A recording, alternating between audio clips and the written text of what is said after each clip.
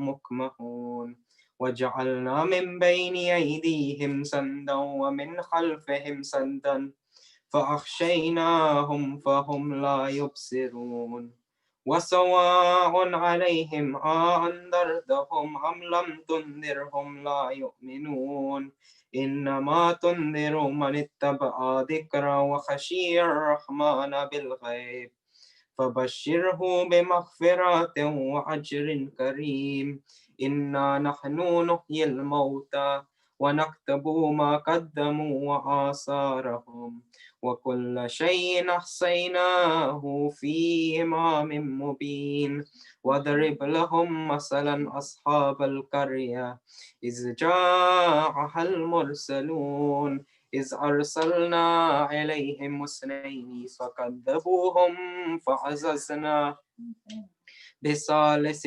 فقالوا إنا عليكم مرسلون قالوا ما أنتم إلا بشر مثلنا وما أنزل الرحمن من شيء إن أنتم إلا تكذبون قالوا ربنا يعلم إنا عليكم لمرسلون وما علينا إلا البلاغ المبين قالوا إنا تطيرنا بكم لئن لم تنتهوا لنرجمنكم وليمسنكم منا عذاب عليم قالوا طائركم معكم أئن ذكرتم بل أنتم قوم مسرفون وجاء من أقصى المدينة رجل يسعى قال يا قوم اتبعوا المرسلين اتبعوا من لا يسألكم أجرا وهم مهتدون وما لي لا أعبد الذي فطرني وإليه ترجعون أتخذ من دونه آلهة إن يردني الرحمن بضر لا تغني عن شفاعتهم شيئا ولا ينقذون إني الزل في ضلال مبين إني آمنت بربكم فاسمعون قيل ادخل الجنة قال يا ليت قومي يعلمون بما غفر لي ربي وجعلني من المكرمين وما أنزلنا على قومه من بعده من جند من السماء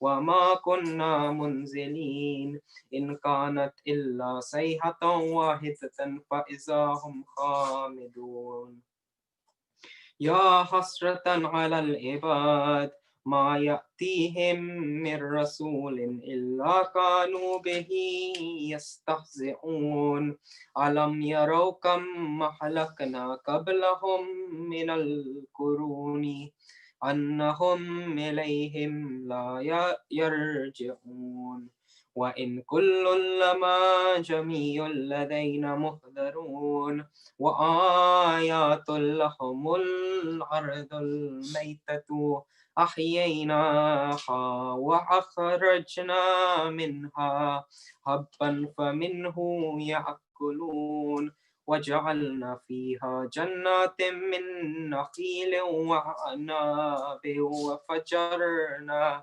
فيها من العيون ليأكلوا من ثمره وما عملته أيديهم أفلا يشكرون سبحان الذي خلق الأزواج كلها مما تنبت الأرض ومن أنفسهم ومما لا يعلمون وآيات لهم الليل نسلخ منه النهار فإذا هم مظلمون والشمس تجري لمستقر الله ذلك تقدير العزيز العليم والقمر قدرناه ترقوا منازل حتى أعداك الأرجون القديم لا شمس ينبغي لها أن تدرك القمر ولا الليل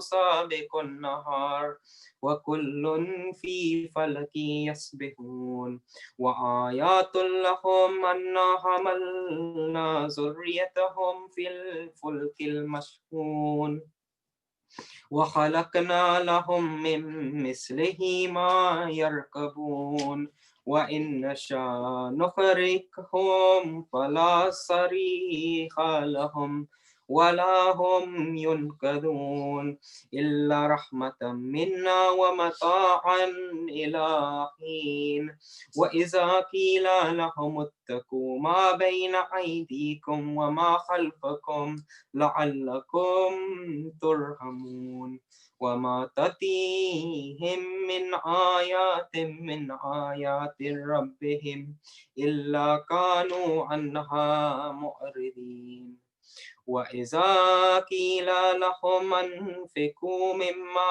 رزقكم الله قال الذين كفروا للذين آمنوا أنطعم من لو يشاء الله أطعمه إن أنتم إلا في ضلال مبين ويقولون متى هذا الوعد إن كنتم صادقين ما ينظرون إلا صيحة واحدة تأخذهم وهم يخصمون فلا يستطيعون توصية ولا إلى أهلهم يرجعون ونفخ في السور فإذا هم من الأجداث إلى ربهم ينسلون قالوا يا ويلنا من بعثنا من مرقدنا هذا ما وعد الرحمن وصدق المرسلون إن كانت إلا صيحة واحدة فإذا هم جميع لدينا محضرون فاليوم لا تظلم نفس شيئا ولا تجزون إلا ما كنتم تعملون إن أصحاب الجنة اليوم في شغول فاكهون هم وأزواجهم في ظلال على الأرائك متكئون لهم فيها فاكهة ولهم ما يدعون سلام قولا من رب رحيم وامتازوا اليوم أيها المجرمون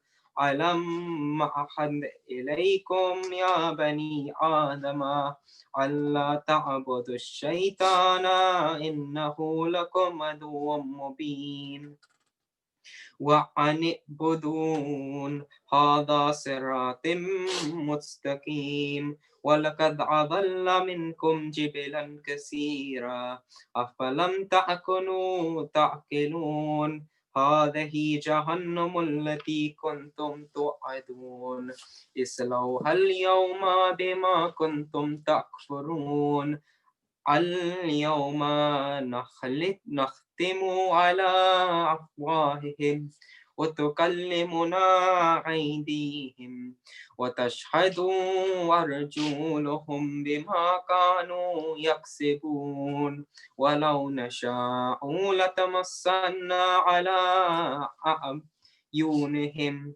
فاستبقوا صراطا فأنا يبصرون ولو نشاء لمسخناهم على مكانتهم فما استطاعوا مضيا ولا يرجعون ومن نعمره ننكسه في الخلق أفلا يعقلون وما علمناه الشعر وما ينبغي له إن هو إلا ذكر وقرآن مبين لينذر من كان حيا ويحق القول على الكافرين أولم يروا أنا خلقنا لهم مما عملت أيدينا أنعاما فهم لها مالكون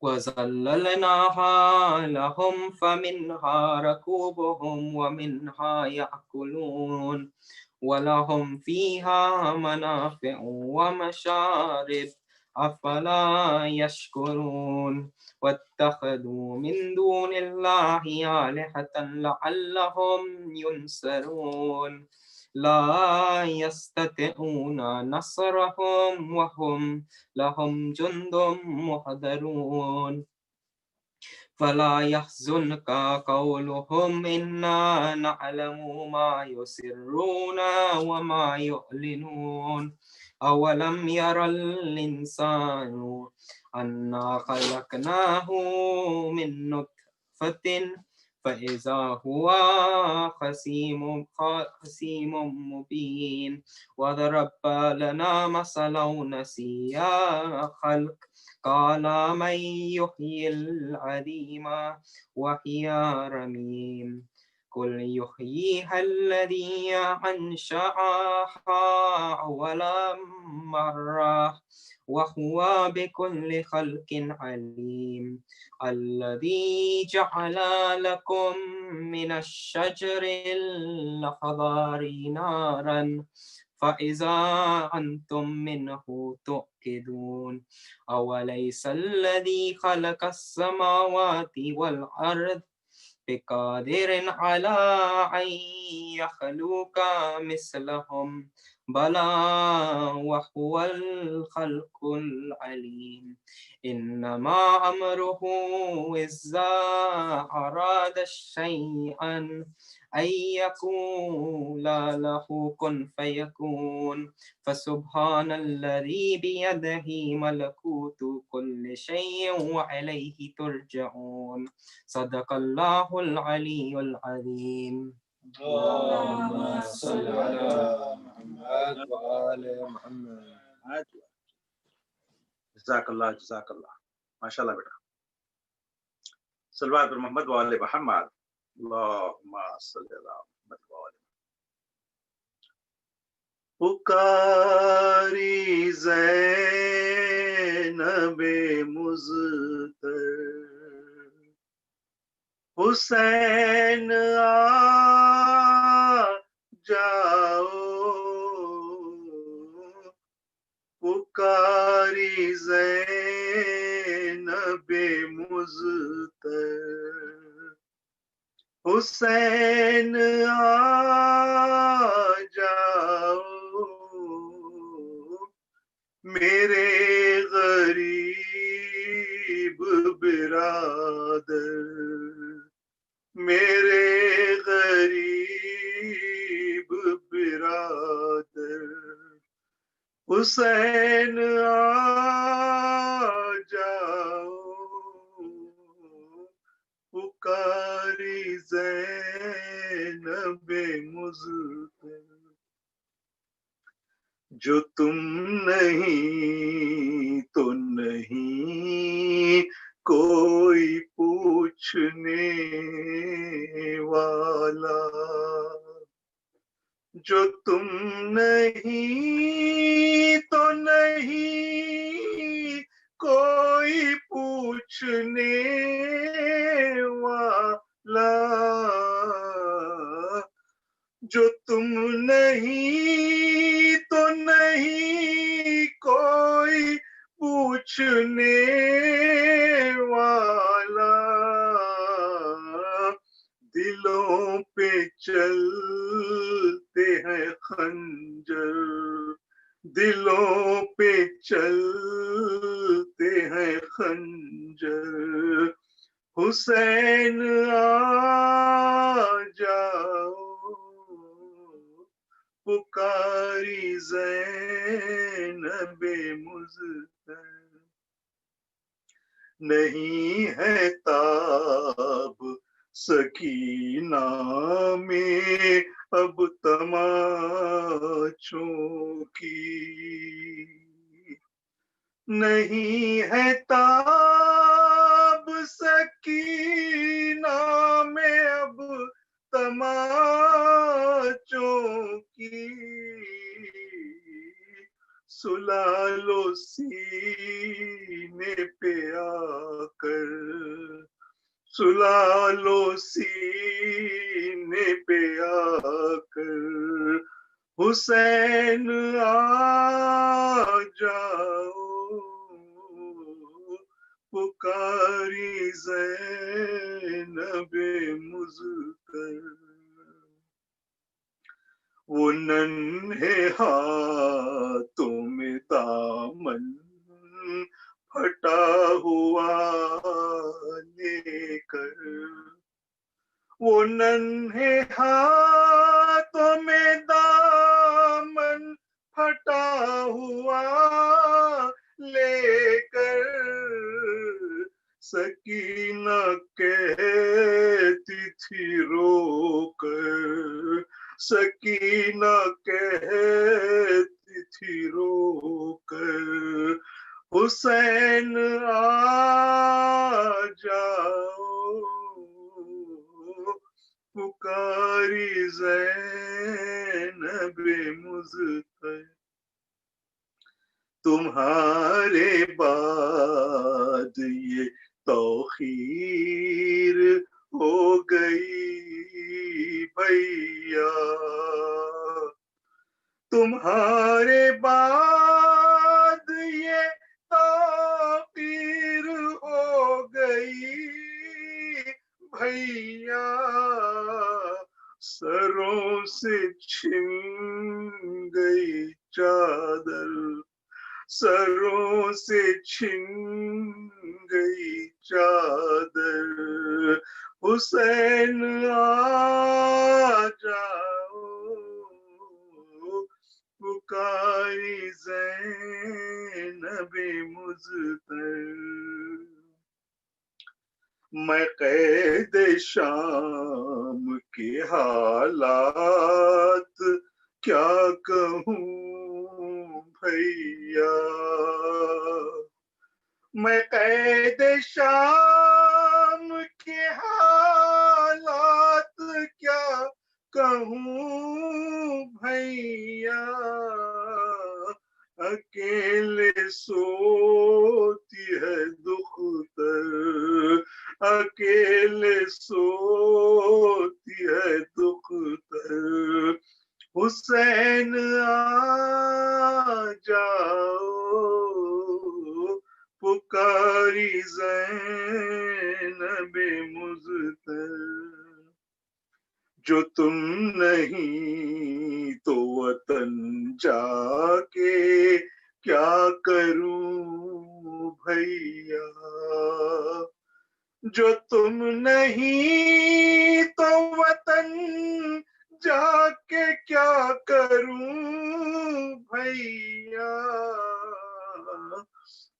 मैं फिर के आई हूँ दर दर, मैं फिर के आई हूँ दर दर, हुसैन आ जाओ, पुकारी ज़ैनब मुज़्तफ़र, हुसैन आ जाओ, हमें सवार करे कौन, क्या कयामत है, हमें सवार करे कौन, क्या कयामत है,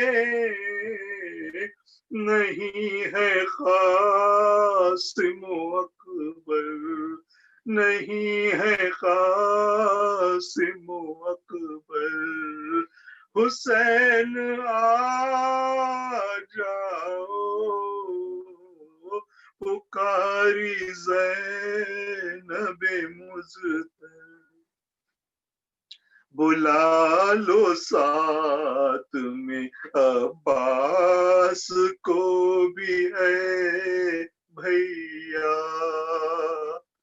बुला लो साथ में अब्बास को भी ऐ भैया, हरम की छिनती है चादर, हरम की छिनती है चादर, हुसैन आ जाओ, पुकारी ज़ैनब मुज़्तर, हुसैन आ जाओ, मेरे गरीब बिरादर, हुसैन आ जाओ, पुकारी ज़ैनब मुज़्तर। सल्लल्लाहु अलैहि मोहम्मद व आले Mohammad.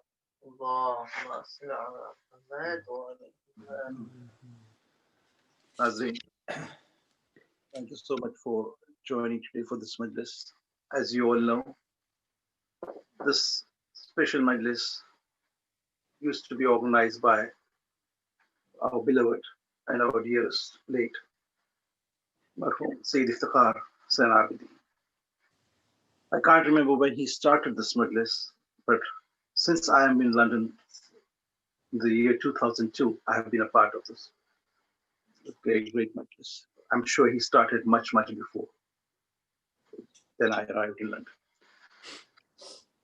Today, he may not be with us, but Alhamdulillah, he's left behind such a lovely, wonderful legacy.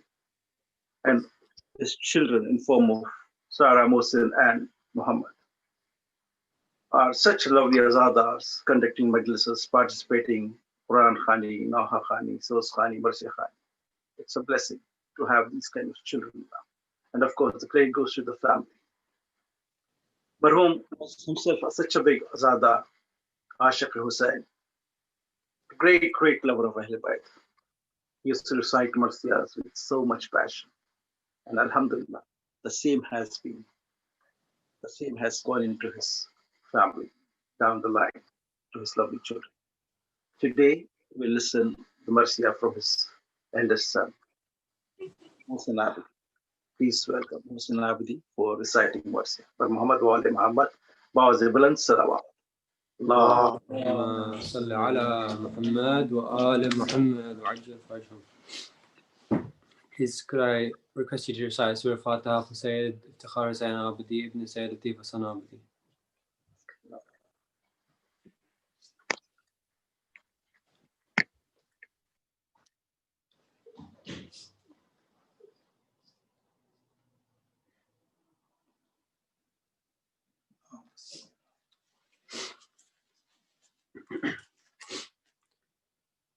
वतन में काफिले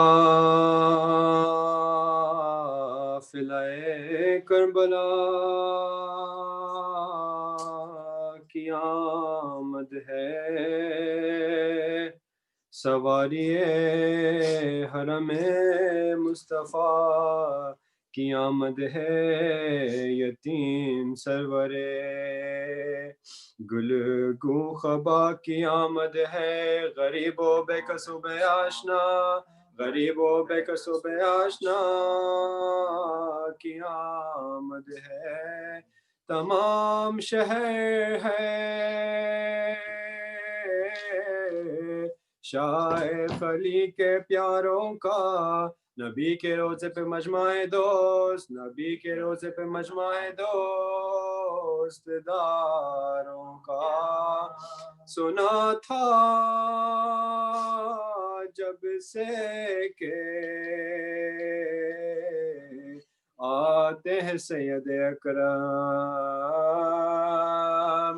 खुशी से फातिमा सुगरा का था जब आलम, कभी तो झुकती थी सजदे में वो बदी ज़ैनब, कभी ये कहती थी क्यों नानी जान, कभी ये कहती थी क्यों नानी जान, जी के हाँ वतन में आज शहे मशरक़ैन आते हैं, चलो चलो मेरे बाबा हुसैन, चलो चलो मेरे बाबा हुसैन, चलो चलो मेरे बाबा हुसैन आते हैं। उठिए सुनते ही उम्मुल बनी बशोख तमाम, गई जो मुत्तसिले रोज़े रसूल नाम, सुना ये शोर के लो आए शाह अर्श मुकाम, नजर आता है देखो निशान, नजर आता है देखो निशान फौज बड़े शिकों से हैदर का यादगार आया, अलम लिए हुए अब्बास, अलम लिए हुए अब्बास, अलम लिए हुए अब्बास नामदार आया। ये नोहा पढ़ता था घोड़े के आगे आगे बशीर, मदीना लुट गया जंगल में, मदीना लुट गया जंगल में, मदीना लुट गया जंगल में, मर गए शबीर गले पर दिल भरे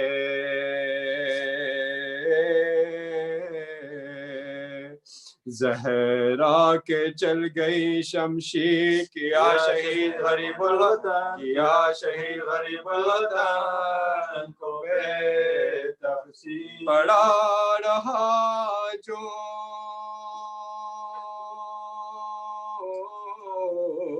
ज़मीं पर ये उसका जामा है, कफन मिलाना जिसे उसका, कफन मिलाना जिसे उसका, कफन मिलाना जिसे उसका ये मामा है, बिठा के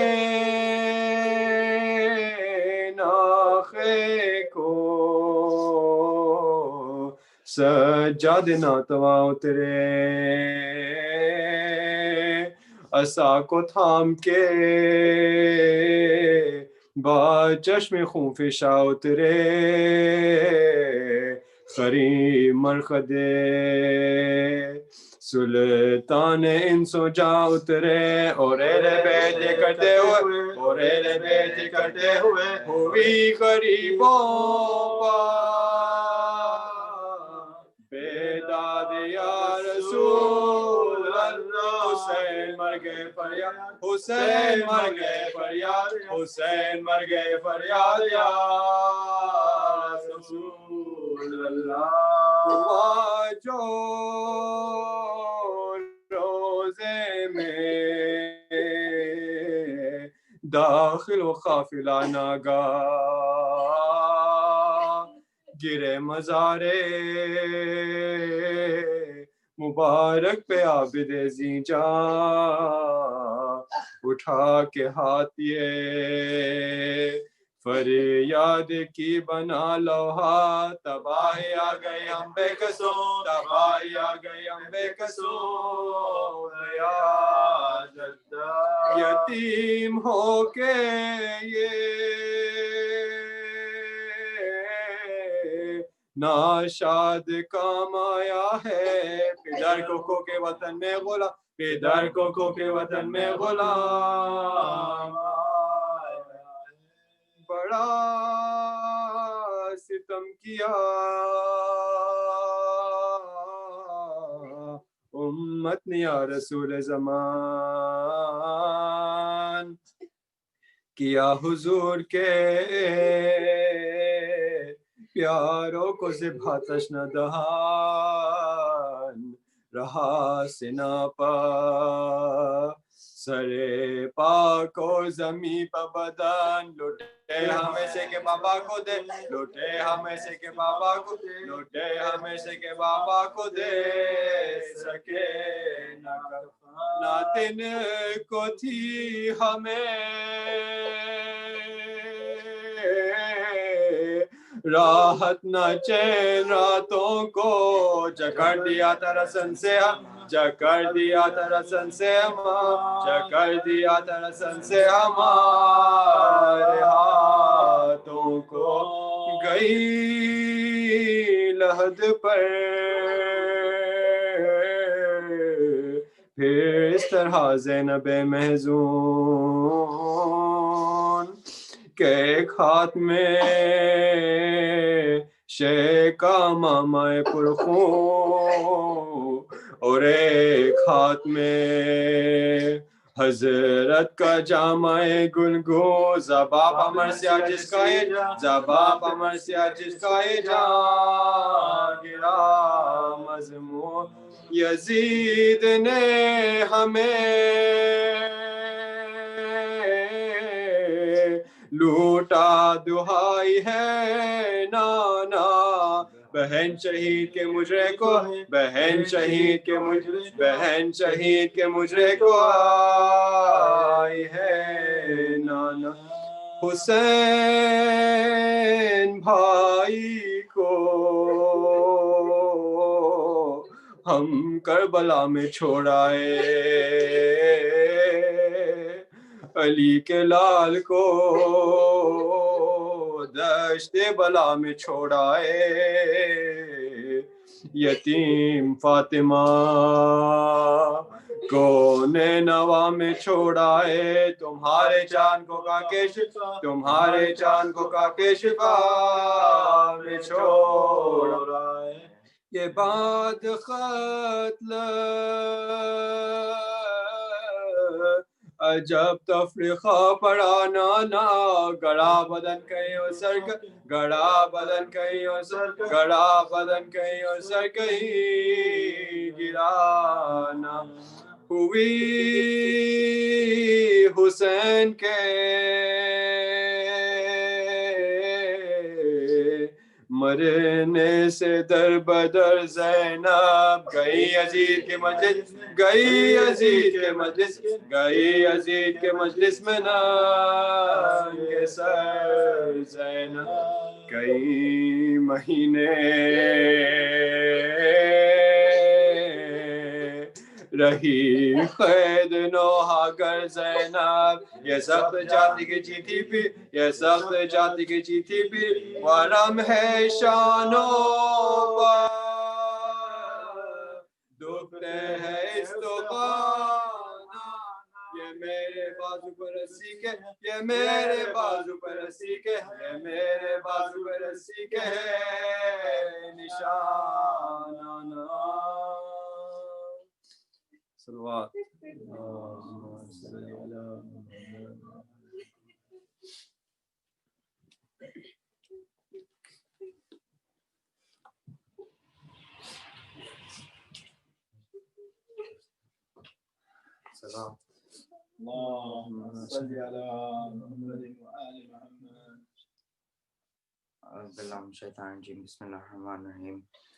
Inshallah, today I want to talk about the life of Imam Zayn al-Abidin alayhi salam and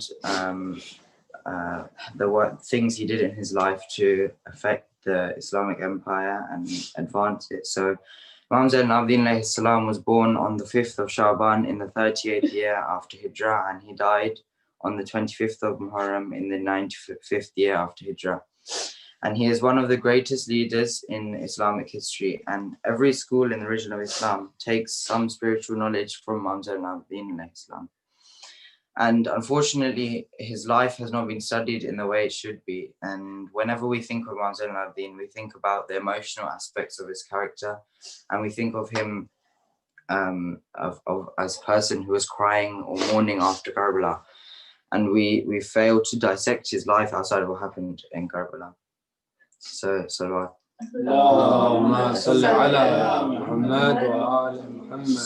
his father was Imam Zayn alayhi salam, obviously, and his mother was Shah Zanan, who was the daughter of the last kings of Persia. And her name was changed from Shah Zanan to Shahrbanu because Shah Zanan means Sayyidat al-Nisa, and Sayyidat al-Nisa was only the name of Bibi Fatima. So they changed her name to Shahrbanu, and she died only a few days after giving birth to Imam Zayn al-Abidin. So Imam Zayn al-Abidin's only had his father, Imam Hussain, throughout his life. So this shows that their relationship must have been very strong, because Imam Zayn al-Abidin relied on Imam Hussain for most of his life. So the marriage between Imam Hussain and Shah Zanan was the first marriage between Ahlul Bayt and a Persian or someone from out of the Arab culture. And Imam Hussein's aim in this marriage was to extinguish any racism that there was between the Arab and Persian culture, because at the time there was a lot of racism. For example, one story was of Abdul Malik bin Marwan, who went to Aqil al-Muri's house, and Abdul Malik bin Marwan was Arab and his wife was Persian. So, and Aqil al-Muri was full Arab. So Abdul Malik bin Marwan went to his house and said, "Can one of my daughters marry your son?" And Aqil al-Muri said, "No, my daughters will only marry full Arabs, and your son will never be able to find a wife because of this."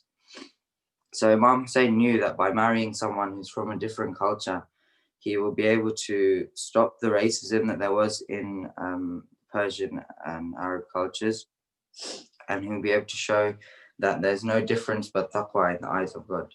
And secondly, this marriage would not only bring in the cross culture between families, but also the cross culture between literature and but also the cross culture of like literature, knowledge, and many other things. So by this marriage, it would allow for both cultures to become richer and more advanced, because they could benefit from each other. So now, after this marriage, you see that there were many other later Umayyads and Abbasids, high people in these tribes, that would start marrying people from other cultures or start delving into other cultures to allow themselves to advance as well. For example, if you look at the last Bani Umayyah Khalifa Marwan, his mother was half Kurdish and half Persian. And in Banu Abbas, the treasurers and the secretaries of Banu Abbas, Abu Salman al-Khalal was Persian. Yaqub bin Dawood, who's a close confidant of the Abbasid Khalifa al-Mahdi, was Persian. And you find, so all these people were extremely high people in both of these tribes, and they were from different cultures. So we see that this racism had started to be slowly extinguished as time went on. And Persians used to start reading Arab literature and vice versa. So we understand, as I said before, Imam Zayn al-Abidin's mother died a few days after giving birth to him. And this meant that Imam Zayn al-Abidin had an extremely strong relationship with his father. But this didn't mean that he didn't have any mother figures in his life. For example, he had his stepmother, and the respect that he had for his stepmother and people in his life that were his guardians was extremely immense.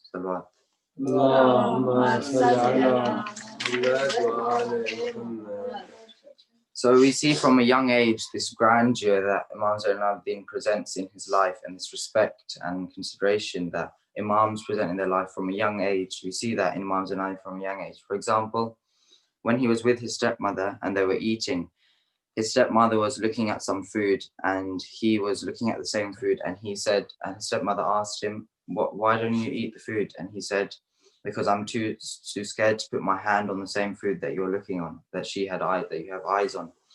So you see that the respect that he had for people in his life was amazing, even from such a young age.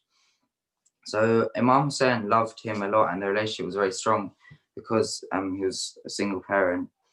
So for Imam Zayn al-Abidin, it must have been very hard in Karbala when Imam Hussain was by himself, and he called out, "There's no one else. Is there anyone left to help me?"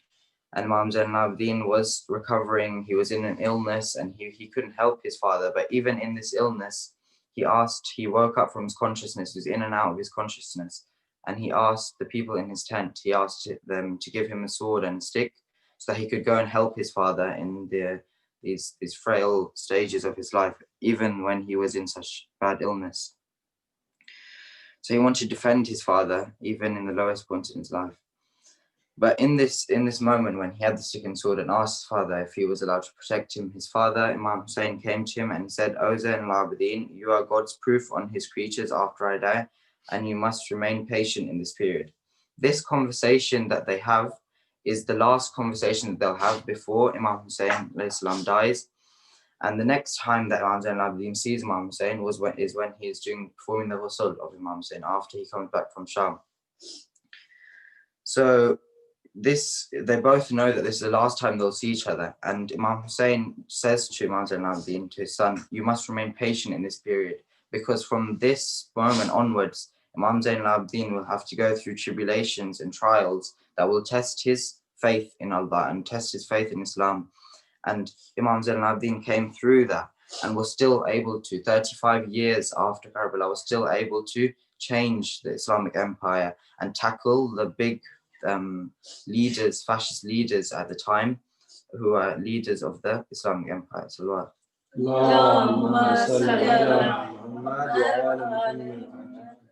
after Karbala, the people would ask Imam Zayn al-Abidin, what was the hardest time for you in the whole of Karbala? And he would say, Sham, Sham, Sham, because of the way that they treated him in Sham and his family.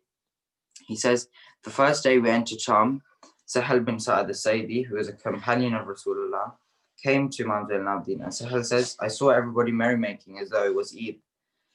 However, they didn't know that these were the families of the Prophet being killed, and they were in chains and being paraded through the valleys and through Sham and the bazaars of Sham. Sahal bin Sa'ad al-Saidi narrates, I saw Ali ibn al-Hussain with chains around his neck, and I saw Bibi Zaynab with chains around her neck, and he said, and Imam Zayn al-Abidin asked Sahal, go and buy me a piece of cloth. And Sahal says, I thought that I was buying him a piece of cloth to cover his body because he was cold, or to cover his wounds. But Imam Zayn al-Abidin, when he receives this piece of cloth, he puts it between the chain and the neck, and he says to Sahal that for this whole time through Karbala to Sham, this chain has been cutting through my neck, and the pain is unbearable for me. So after that, Imam Ali ibn Hussain, Imam Zayn al-Abidin says, we were walking and a man came to me and he said, curse on you, you are rebels, curse on you and curse on your people. And Imam Zayn al-Abidin looked at this man and he said, oh man, do you know who we are? And the man said, I don't, but I've been told you're a group of rebels, a group of people that went against Yazid, and so curse on me. Imam Zayn al-Abidin says, oh man, have you read the verse in the Quran? قُلْ لَا أَسْأَلُكُمْ عَلَيْهِ أَجْرًا إِلَّا الْمَوَدَّةَ فِي الْقُرْبَى. And he says, yes, I have. And he says, have you read the verse in the Quran? إِنَّمَا يُرِيدُ اللَّهُ لِيَذْهَبَ عَنْكُمُ الرِّجْسَ أَهْلَ الْبَيْتِ وَيُطَهِّرَكُمْ تَطْهِيرًا. And he says to him, yes, I have. And he says, do you know who these verses refer to? And Imam Zayn al-Abidin said, and the man says, yes, I do. They refer to Ali Muhammad. And Imam Zayn al-Abidin says, then who are we? We are Ali Muhammad. That is my father on the spear, and I am the great grandson of Prophet Muhammad alayhi salam. And the man says, oh, I didn't know this. They told us that you are all rebels. And so we see that all these people who were torturing, who were throwing things at them, they all didn't know that these were the family of Prophet Muhammad. Yet they still did. They did this. So the narration says, when Imam Zayn al-Abidin was taken through Bazaar, was called Jama al-Amawi and Suq al-Hamidiyah today. When Imam Zayn al-Abidin was taken, Bibi Zaynab says that there were people who were in their windows. They were pouring boiling water on the head of my nephew, and they were poking him with spears as he was walking through the bazaar. Imagine this 22-year-old boy, this 20-year-old man who was suffering from an illness, who had to walk from Karbala all the way to Sham, being poked with spears, being cursed at, boiling water being thrown on him. This young man, and he remained patient in this time because his father told him, oh my son, you must remain patient in this period. He was the only man left in the family, and he had to be the figurehead for them. So at this young age, 22-year-old age, he went to Yazid, and he went to the palace of Yazid, and he gave a khutbah which shook Yazid's empire and shook the government of Yazid. And Yazid was scared. He would put the azan to drown the voice of Imam Zayn al-Abidin, and he would tell his people, he would tell them to sing or to say things to drown the voice of Imam Zayn al-Abidin. So Imam Zayn al-Abidin, he lived for 35 years after Karbala. And in these 35 years, he changed the fate of Islam, because Islam was in a state that if Imam Zayn al-Abidin didn't do anything, it would have gone off the track, because the people at the helm of the Islamic Empire were people that were hypocrites. They would say Ashhadu anna Muhammadan Rasulullah, and they would kill the grandson of Rasulullah. So Imam Zayn al-Abidin, therefore, he began a reform system of the whole Islamic empire. In 35 years, he gave Islam life after it was in a state of death, after Yazid was in power, and he would do things that were totally un-Islamic. So he wondered, what's the best way to reform society? In small ways, he did three main things that he did. The first thing he did is he purchased many workers and servants in his household and his farms, and he would use these servants and he would talk to them. He wouldn't tell them, you need to be a Muslim. He would treat them in a way that a Muslim should treat them, so that they would think, this is how a Muslim speaks, this is how a Muslim acts, and therefore they would think, I would want to be a Muslim as well, because this is how Muslims treat people in a kind and just way. So these servants and these workers, they would end up being more religious than the Muslims at the time. But we noticed that sometimes some converts in our life, they are more religious than actual Muslims. So these servants, who were the students of Imam Zayn al-Abidin, they would end up also being more religious than many of the Muslims who were born Muslim. So he taught them the manners and the principles of the Ahlul Bayt, and in this way they began to be enlightened and become close to Ahlul Bayt and become Muslim, inshallah. Salawat.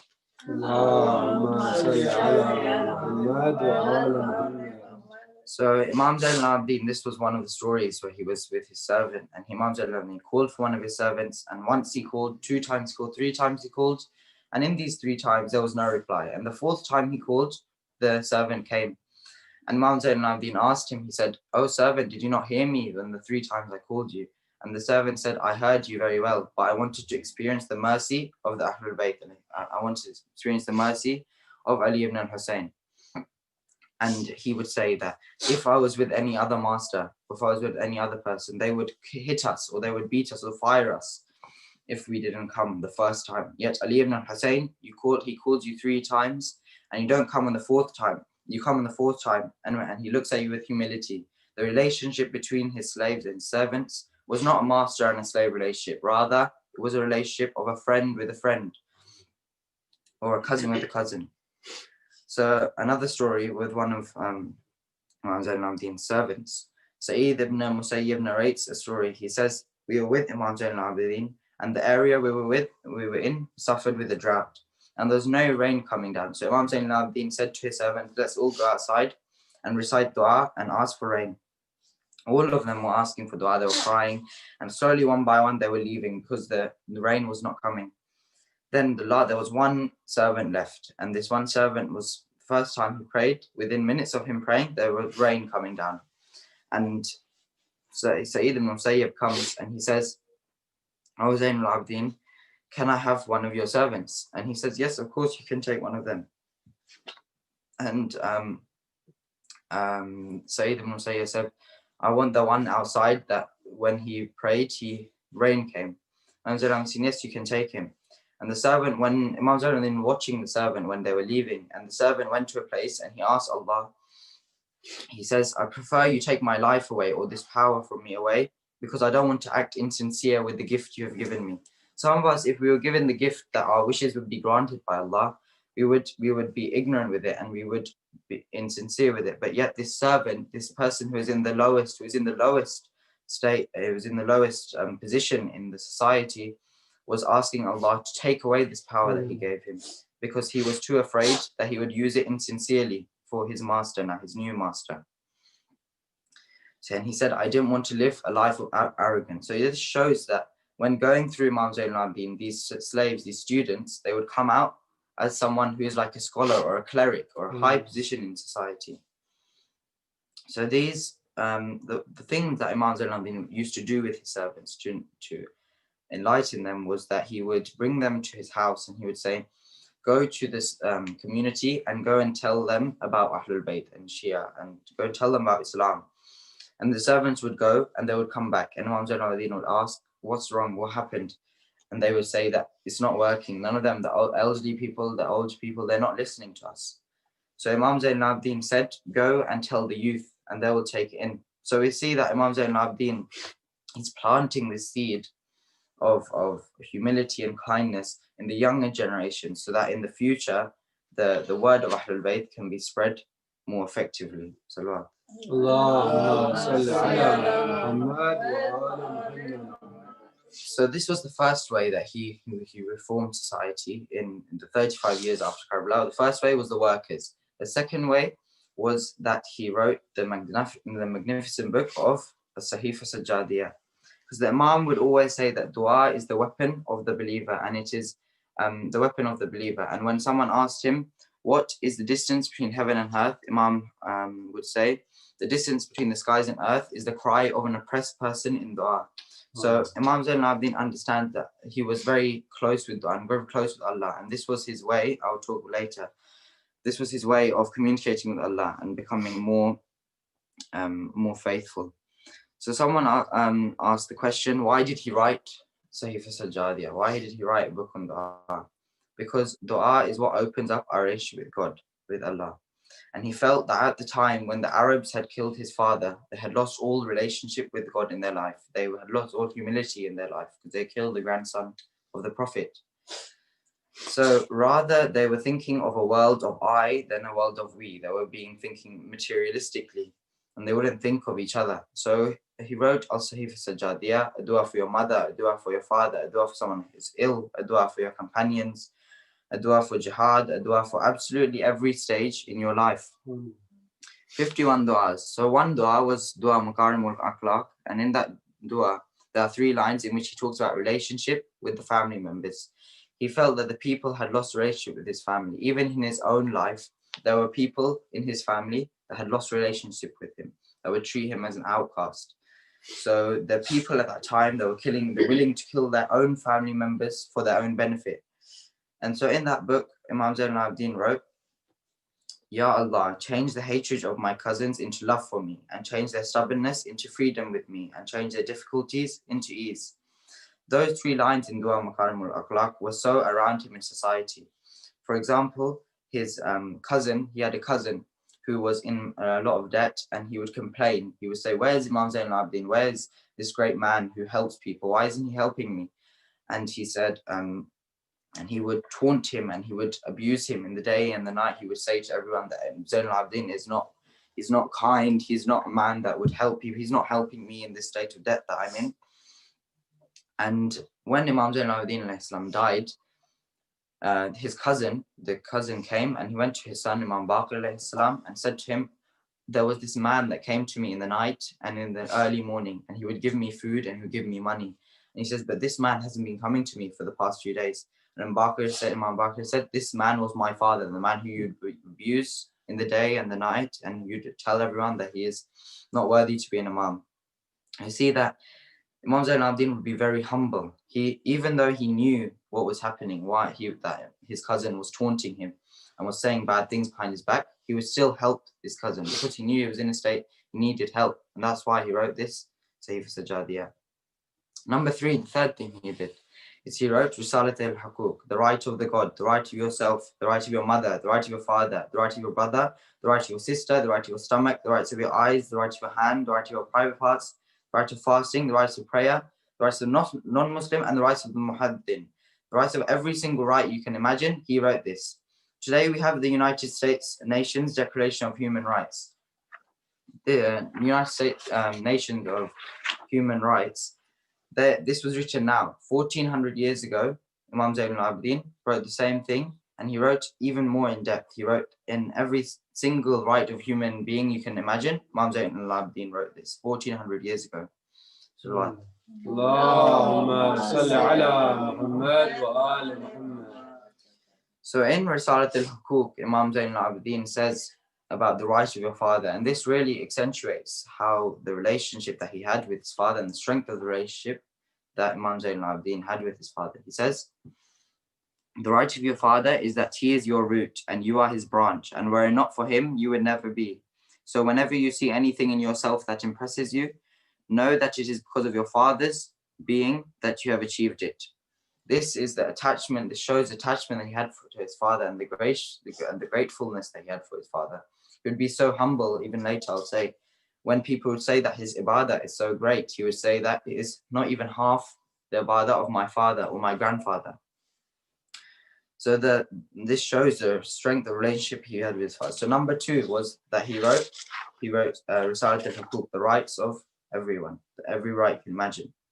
The third way, what he did, is that he would perform sujood and be in prostration and ibadat for most of his time. This would strengthen his relationship and his faith and reliability and everything.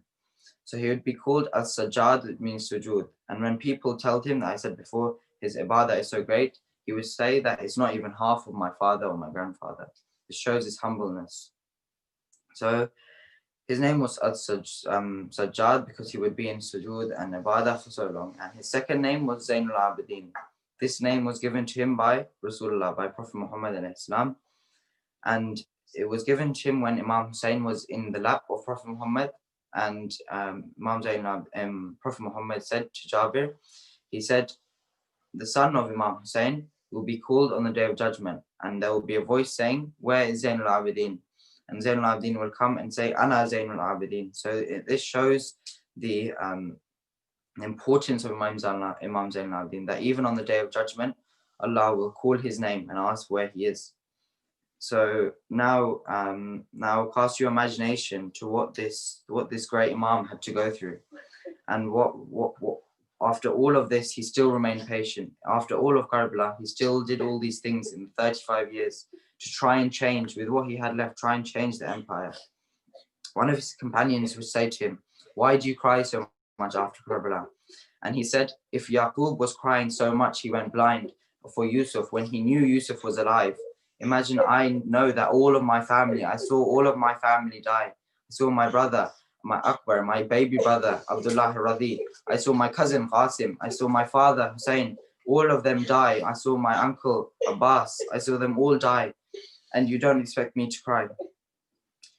There's when I was talking about before, when he was walking through Sham and people would throw boiling water on him and they would poke him with spears. And he would still remain calm and patient in this period. And he would go to Yazid and he would tell Yazid that he is wrong, even though he was in such a state. And when Imam Baqir was burying Imam, when Imam was dying and he was on his deathbed, Imam Baqir would lie on the lap and he would take the head of Imam Zayn al-Abidin and put it on his lap. And Imam Zayn said, Imam Zayn al-Abidin said, why don't put my head in your lap?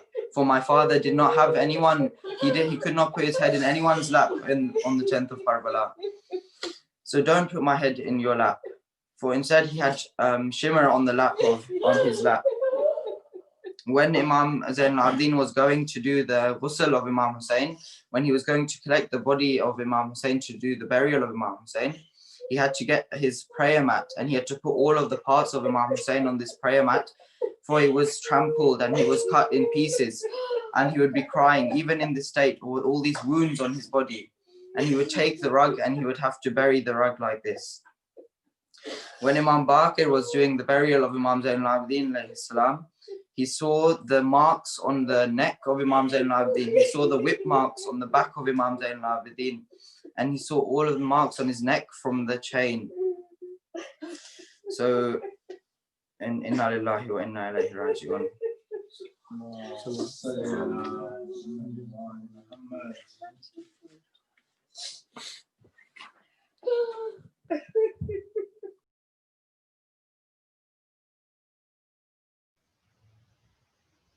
أعوذ بالله من الشيطان اللعين الرجيم بسم الله الرحمن الرحيم صلى الله عليك يا سيدي ومولاي يا أشرف الأنبياء والمرسلين يا حبيب الله العالمين يا سيدي ومولاي يا رسول الله صلى الله عليك يا أمير المؤمنين يا سيد الوصيين يا علي بن أبي طالب السلام عليك يا فاطمة الزهراء سيدتي نساء العالمين السلام عليك يا أبو محمد الحسن بن علي المجتبى السلام عليك يا أبا عبد الله وعلى الأرواح التي حلت بفنائك عليكم مني سلام الله أبدا ما بقيت وبقي الليل والنهار ولا جعله الله آخر العهد مني لزيارتكم السلام على الحسين وعلى علي بن الحسين وعلى أولاد الحسين وعلى أصحاب الحسين ورحمة الله وبركاته. Can we please start this lecture by reciting Surah Fatiha for the following individuals: Syed Iftequar Hussain Abidi, Syed Latif Hassan Abidi, Ali Mazhar Mirza, Sayyida Tahira Rafat Mirza, Syed Haider Mehdi, Sayyida Narjis Khatun, Sayyida Fatima Uzma, Abdul Rashid Khan, Zahida Rashid Khan, Mahliqa Qurai, Atar Ali Mirza, Azhar Ali Mirza, Haider Ali Mirza, Sayyid Nasir Hussain Fashuri, and Sayyid Hashmat Fashuri, Sayyid Mustafa Rizvi, Sayyida Zaira Rizvi, Marsiya Khan, Sayyid Abbas Hussain, Hamid Ali Mirza, Siraj Hussain, Sayyid Minhajul Hussain, Sayyid Iftequar Hassan Abidi, Sarwat Sultana, Sayyid Ali Sadiq al-Naqawi, and all your marhumin and marhumat. Bismillahir Rahmanir Rahim.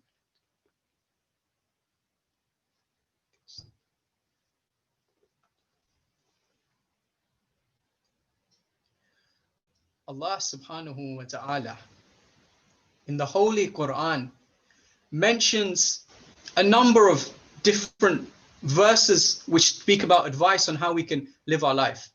And if someone was to come to you and they asked you for a quick summary on the attitude you should have in your life, whether it be from the day you are born until the day that you die, that you should have this certain attitude, one of the best verses you can bring to them from the Holy Quran is in Surah Al-Baqarah, verse 155 to 157, where Allah subhanahu wa ta'ala mentions, and give good news to the patient who, when a misfortune befalls them, say, surely we are Allah's, and to him we shall surely return.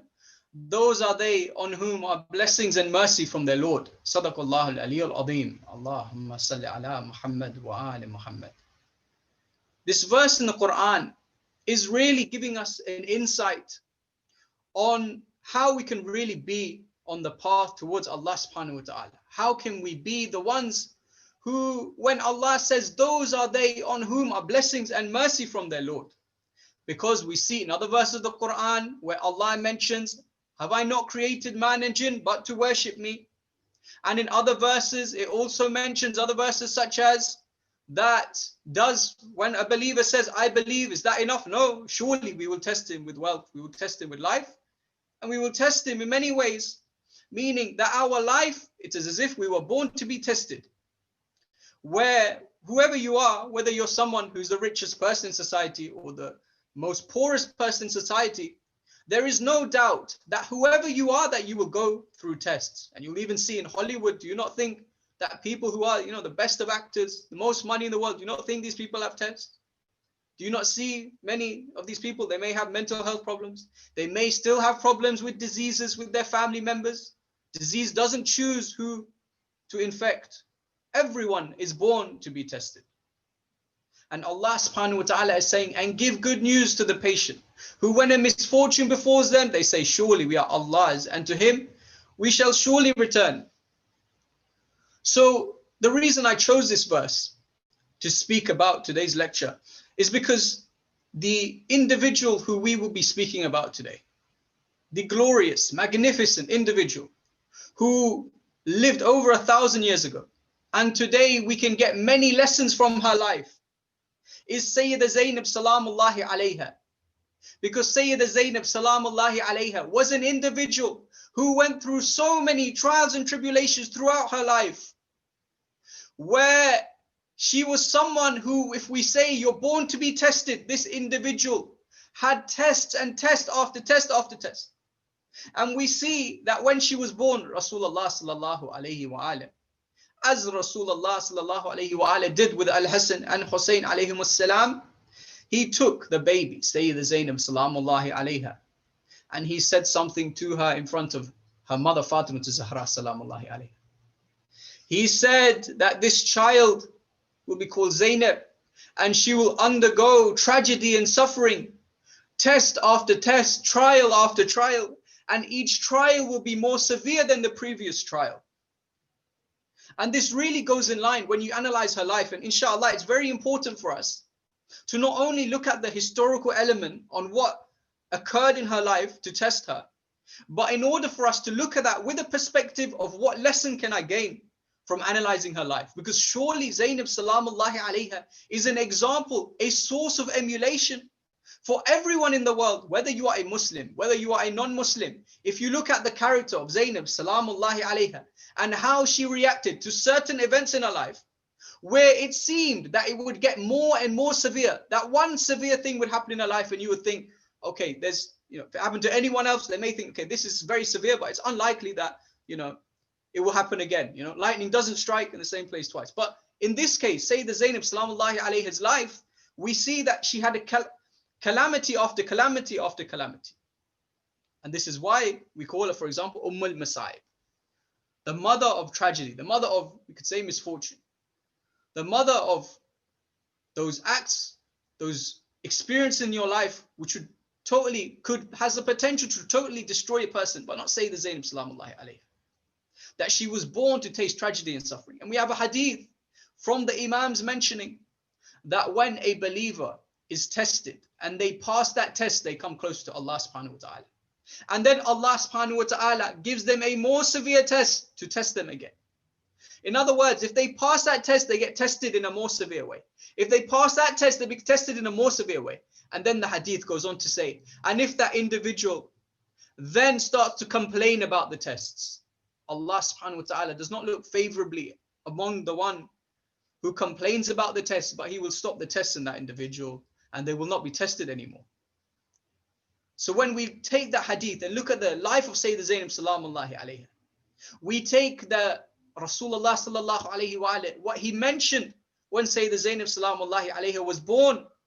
We can see Sayyida Zaynab, already we can see that she is an individual who's the closest towards Allah subhanahu wa ta'ala. That after every single test she had a more severe test afterwards. And we'll go on to analyzing her upbringing from a child to an adult, what these different tests were and the impact that it had on her life, inshallah. However, when we look at and we understand, one might come to me and they may say, you call Sayyida Zaynab salamullahi alayha al-Masa'ib. You talk about her like she is someone who just tasted tragedy and tragedy and tragedy. But does the Quran not say in Surah Al-Shahr, verse number 6, with hardship there is ease? Does it not say, in other words, they may interpret this as after you have a hardship, there will be an easy period afterwards. Of course, the Quran mentions this. The Quran does not tell a lie. So how do we really understand this? How do we analyze this? We must look at the other verses in the Holy Quran. We look in Surah Al-Ra'd, verse 28, where Allah subhanahu wa ta'ala mentions who have believed and whose hearts have rested in the remembrance of Allah. Verily, in the remembrance of Allah, do hearts find rest. So, if we're looking at ease, in my perspective, or the perspective of the average human being, ease might be where they go through a moment in their life which is troubling, and then after that moment, they want ease. In other words, they have, a few, and you may hear this saying quite a bit, saying, can I just go a week without having any problems? This may be ease for some people, where they don't want to have this test anymore. Whereas the Quran is mentioning the quality of the highest degree of a believer. That the highest believer is the one who have believed and whose hearts have rest in the remembrance of Allah. Verily, in the remembrance of Allah, the hearts find rest. That this is the ease for the best of believers. That if they remember Allah, that this is the ease that they have. And we see Sayyida Zaynab salamullahi alayha, did she have ease? In her own words, she has ease. Did she not say, all I saw was beauty? Did she not say, Ya Allah, accept my sacrifice? Did she not have a common way of speaking that was repeated again and again and again, whether it be in Karbala, whether it be in Kufa, whether it be in Sham, whether it be afterwards? She never ever complained about what happened. Where they would try and mock her. Ibn Ziyad would try and mock her. Yazid ibn Muawiyah, may God curse them both, would try and mock her and say, do you not see what Allah has done to you? Do you still think Allah loves you? And she would always say, Allah subhanahu wa ta'ala honored our family, honored my brother. Allah subhanahu wa ta'ala gave them martyrdom. Allah gave us the best of things. So she would never complain. This is the ease of Sayyidah Zaynab salamullahi alayha, which is a great lesson for us. That sometimes maybe we are going through a rough patch. We're going through a period, not a period where we have, calamity after calamity for 50, 60 years. But if we are going through a period of maybe a couple of months, 1 year, 2 years, 3 years, maybe a beloved one of ours has passed away. Maybe we have a disease which we cannot control and it's deteriorating our health.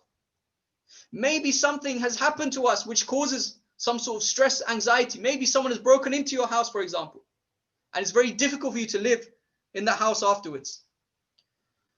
The way in which Sayyidah Zaynab salamullahi alayha deals with issues which occur in her life is to come closer towards Allah subhanahu wa ta'ala, to remember Allah subhanahu wa ta'ala. So maybe when we go through certain issues that we can also remember Allah subhanahu wa ta'ala. We can remember Sayyidah Zaynab salamullahi alayha as someone who is the closest to Allah subhanahu wa ta'ala, yet she had so many trials and tribulations, where we may have certain preconceived conclusions, prejudices about certain people, where we may see their lives and we may say, this family is cursed, this family, they have problem after problem after problem. This person dies, that person dies, this person gets disease, that person gets disease. And we may look at them unfavorably. However, do we not also honor and respect and have as one of the highest inspirations for us, Sayyidah Zaynab, Masa'ib? Maybe we should think in a way that we are going through these calamities because Allah subhanahu wa ta'ala wants to raise our rank. Allah subhanahu wa ta'ala wants us to be with the rank of Sayyidah Zaynab salamullahi alayha. So that's the first thing. That yes, Allah subhanahu wa ta'ala has made us to be tested. And when we have more tests in our life, where we are constantly tested, and we see in the story of Nabi Ibrahim alayhi salam, where Nabi Ibrahim was an individual who was a prophet. He was an individual who was respected by all society in terms of someone who believes in Allah subhanahu wa ta'ala. So Allah increased the test upon him, did he not? Where Allah told Ibrahim in a dream to sacrifice his son, his most beloved son. And his son, obviously, we know the story, turned into a lamb. And that's why we celebrate Bakr Eid. And because he did this, the Quran mentions, and then we made him an imam, that Ibrahim, to get to a higher rank, he had to accomplish a more severe test. He had to be tested more severely. So when we look at Sayyidah Zaynab salamullahi alayha's life, do we not see a similar thing? That the test in her life increased and increased, increased? Inshallah, we will see this. In a hadith from Imam Rida alayhi salam, he mentions, whoever asks Allah for paradise but does not endure tribulations has in fact ridiculed himself. That if you just ask for paradise and you live a life of no pain, no trial, no tribulation at all, you're just ridiculing yourself. To get to paradise is a price you have to pay. You have to pass the test. You don't get A star in biology A level if you've done no revision, you've not even sat the test. To ask Allah subhanahu wa ta'ala. You ask Allah subhanahu wa ta'ala for whatever he wills for you. You ask Allah subhanahu wa ta'ala to give you in your life things which will make you closer to Allah subhanahu wa ta'ala. Because sometimes maybe we directly go and say, okay, I want to just pray for Jannah and that's all. Whereas we don't ask Allah subhanahu wa ta'ala in his infinite wisdom, where we mention the Holy Quran, that he is close to us in our jugular vein, that Allah surely knows what's best for me. So Ya Allah, make certain actions happen in my life that will bring you closer to you, Ya Allah. Allah, you know best. You know more about myself than myself. Give me certain things in my life so that I can come towards paradise, rather than just saying, Ya Allah, can I just have paradise? Another hadith from Imam al-Baqir alayhi salam. He mentions paradise is surrounded by trials and patience. So whoever endures trials in the world will enter paradise. Hell is surrounded by pleasures and desires. Thus whoever allows himself its pleasures and desires of the world will enter the fire. Again, mentioning that those individuals who go through the greatest tests and tribulations, and how do you get to this level? You accept the tests, you accept the tribulation. When you have something affecting you in a negative way, you remember Allah subhanahu wa ta'ala. That if you remember Allah subhanahu wa ta'ala, you will never be alone, as the Quran mentions. Verily, in the remembrance of Allah do hearts find rest. In Nahj al-Balagha, Sermon 183, Amir al-Mu'mineen alayhi salam says, know that those who are wary of their duty to Allah will find through him a way out of troubles, out of the troubles of the trial, and a light from the darkness. This means that obviously there are trials, and with a trial you have kind of, two pathways you can take. You can take one pathway which is really, self-pity and really, lavishing and swimming in the troubles of this trial, or you can use this trial to really remember Allah and come closer towards Allah subhanahu wa ta'ala. Imam Ali is saying that those who are wary of their duty to Allah will find through him a way out of the troubles of the trial. Instead of the troubles, they will find something that brings them close to Allah subhanahu wa ta'ala. They'll find benefit. In other words, in every bad situation, they find a positive. They find a way to grow and a light from the darkness. That this trial is there not to, beat you down. It's not there to ruin you as a human being. No. This trial is there for you to conquer this trial, to conquer and become a better human being, to come close towards Allah subhanahu wa ta'ala. This is an honor, this is a blessing, this trial for you. So this is what Amir al-Mu'mineen alayhi salam says. And obviously in the Holy Quran it mentions, and one is not trialed beyond what they can bear. So again, this shows that, we all have the potential to get through any sort of adversity in our lives, any calamity in our lives, we have the potential to get through it. So that's the first introduction into the issue of trials and tribulations and the birth of Sayyida Zaynab salamullahi alayha, that she was someone who was born, in other words, to be trialed to the maximum degree. And whenever we go through a trial and tribulation, we should remember Sayyida Zaynab salamullahi alayha. Because we should remember it as an honor, as a blessing Allah is giving us, so that we can be and have the opportunity to come closer to the ranks of Sayyida Zaynab salamullahi alayha. So when we see the life of Sayyida Zaynab salamullahi alayha, we see from a young age she faced many trials. First of all, we saw at a very young age, she saw the death of Rasulullah sallallahu alayhi wa alayhi. And, if you've lost a grandparent, especially a grandparent who's very close to you, this is a very difficult thing for a young child. They lose a grandparent who, as the hadith mentions, Rasulullah was the first one to pick up Sayyida Zaynab salamullahi alayhi. This was very difficult for Sayyida Zaynab. But who would have known 30 days later, Sayyida Zaynab would go through a trial more intense than that previous trial, as the hadith mentions. As Rasulullah mentioned, each trial will be more severe than the previous one. That at the age of 5, she witnessed her mother Fatima Zahra salamullahi alayha being crushed between the door and the wall. Allahu Akbar.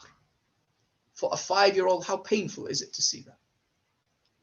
That she witnessed the firewood, the fire being brought to the house of Fatima Zahra salamullahi alayha.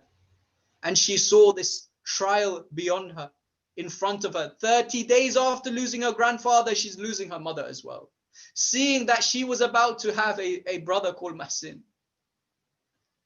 Where Zaynab, is said in one hadith that Zaynab asked, what happened to that brother of ours that we were told about? We were told that we were going to have a brother, Hussain. Where is he?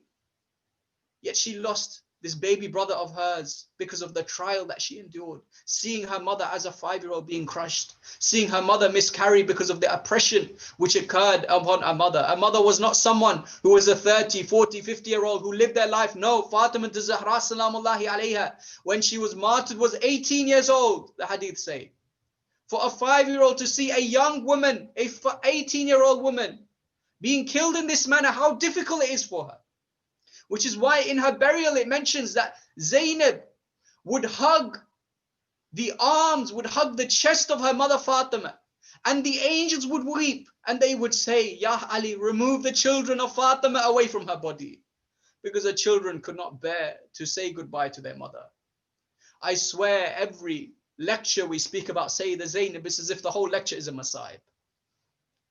So at the young age, she saw this. Yet at the age of 5, we also see that her relationship with her mother was so intense that Fatima Zahra salamullahi alayha knew that she would not have so long in her life to teach Sayyidah Zaynab, yet she made the most of these moments. Where you see, for example, Ibn Abbas, Abdullah ibn Abbas, the great scholar of hadith, which has narrated many of our hadith. Abdullah ibn Abbas, when he narrates the sermon of Fadakiyah, he says, and I have narrated from the mistress of Bani Hashim, the great representative of Bani Hashim, my mistress Zaynab, salamullahi alayha, who narrated from her mother. In other words, Zaynab, salamullahi alayha, at the age of 5, had such great intelligence that she remembered the sermon word by word, off by heart of her mother Fatima Zahra, salamullahi alayha. That this was the upbringing that she went through. That Zaynab, salamullahi alayha, was brought up to represent in Karbala Fatima Zahra, salamullahi alayha. Where we see in Karbala, Aba Abdullah is there to represent Rasulullah. Abul Fadl al-Abbas was brought up to represent Amir al-Mu'mineen. Al-Qasim ibn al-Hasan is brought up to represent Al-Hasan ibn Ali. And Sayyidah Zaynab salamullahi alayha is there to represent her mother Fatima Zahra. Which is why Zaynab, she has such a close connection with her mother that when she calls Aba Abdullah, when he's going out for his final farewell, they're not going to see him anymore. She calls out Mahlan Mahla Yabna Zahra. Slowly, oh son of Fatima. And then she says, my mother Fatima told me, when she was 5 years old, my mother Fatima told me that I must kiss your chest, I must kiss your forehead before you go. And then she looked towards Medina and said, oh my mother Fatima, I have done what you asked me to do. Zaynab salamullahi alayha, from the age of 5, remembered her mother so much that on the last day in Karbala, that she remembered Fatima Zahra. We see also the similarity in Sham, in Damascus, in Kufa, the sermons that she mentioned to Ibn Ziyad, la'natullahi alayh, to Yazid ibn Muawiyah, la'natullahi alayh. Such a monumental sermon which shook the Umayyad Empire, which caused its destruction, which didn't allow them to keep them in captive any longer. And last year, I remember in the same Majlis, we analyzed the sermon in Damascus. Inshallah, today we will go a little bit into the sermon in Kufa. We see after the death of Fatima Zahra, salamullahi alayha, was this enough? Trial and tribulation? No. She sees the death of her only guardian left in this world, Ali ibn Abi Talib, where Amir al-Mu'mineen alayhi salam is martyred, is struck while he is in Salah, and he is poisoned and is going through the period of death for 3 days, going through this pain until he dies. Zaynab salamullahi alayha witnesses this as well. And then Zaynab salamullahi alayha witnesses the death of her brother Al-Hasan ibn Ali. And there's a beautiful conversation between Aba Abdullah and Al-Hasan ibn Ali, where Imam Al-Hasan alayhi salam says, Ya Aba Abdullah, I wish for you, I know that Zaynab salamullahi alayhi is coming to the house. And Zaynab always cares for her brothers so much, as if we are so close to her. Please, Ya Aba Abdullah, hide this plate of blood which I have been coughing into, because I cannot bear for my sister Zaynab to see this plate of blood that I have coughed into, for her to know the pain that I'm going through. Imam al-Hussain alayhi salam looks at his brother and says, Ya Abu Muhammad, this is such a painful moment for us, such a painful moment for the Ahlul Bayt. Ya Imam al-Hassan says, Ya Aba Abdullah, la yawmaka yawmak, Ya Aba Abdullah. There is no day like your day, Ya Aba Abdullah. On this day, Imam al-Hassan is worried that Zaynab salamullahi alayha will see the plate of blood in which Imam al-Hassan has been coughing up blood. But little does he know, or maybe of course he knows, that's why he's saying there's no day like the day of Aba Abdullah, for he knows that sometime in the future that Zaynab salamullahi alayha will have to see a plate with a severed head of Aba Abdullah. Allahu Akbar. This is the definition of the hadith, mentioning that when a believer goes through a trial, goes through a tribulation, and they pass that trial, Allah will give them a more severe trial so that they come closer towards Allah subhanahu wa ta'ala. So we see Zaynab salamullahi alayha had an upbringing with many trials, many tribulations, which really begs the question, because today we're told, when we hear about children who have had tough upbringings, they've had, traumatic experiences, you could say, that because the childhood is, as Imam Ali alayhi salam mentions, that the child's heart is like an uncultivated piece of land, that whatever you throw at that heart of the child, they'll accept it. So they have studies where they say a child who has traumatic experiences, that they will grow up to have, a disturbed, adulthood. They will go and maybe be more prone to mental diseases, etc., more prone to committing certain crimes. If they've had those certain crimes committed to them as they were a child, or if they've gone through such trauma, it will really affect their, emotional intelligence. Yet what does Islam say? Islam doesn't mention this. No, maybe there's a correlation, and we can understand that correlation. But Islam shows us examples of children who go through the most toughest of traumatic experiences, yet they come out as the best of believers. How is that possible? The way it's possible is because when we look at trauma and we see a child when we saw a traumatic experience going through a child, it's important as an adult to show them how to deal with such trauma. It's important as an adult to show them, as Imam Zayn al-Abidin alayhi salam mentions in Rasalat al-Huquq, the duty of a father, of a mother to their child is to point them in the direction of their Lord. It's a duty for you as a parent or as an adult to show your child from a young age that Allah subhanahu wa ta'ala is the most powerful more than anything. That your love for Allah subhanahu wa ta'ala is greater than the love that you have for your mother, for your father. For anything in this world, Allah subhanahu wa ta'ala is the thing that you must submit to the most out of anything. That if you teach them this, and if they see the way that you react to such trauma, that you're thanking Allah subhanahu wa ta'ala, of course, this is going to give them a monumental foundation, a very strong foundation, that when they grow up, of course, they're going to be able to take on like unimaginable trials, because as a child, they were taught this way by Ali ibn Abi Talib alayhi salam. That they were taught that when a trial happens, that you must thank Allah subhanahu wa ta'ala. That when someone is martyred in your family, this is an honor from Allah subhanahu wa ta'ala, which is why Zaynab salamullahi alayha mentions in her sermons that this is an honor for our family, that we have had this martyrdom occur on us.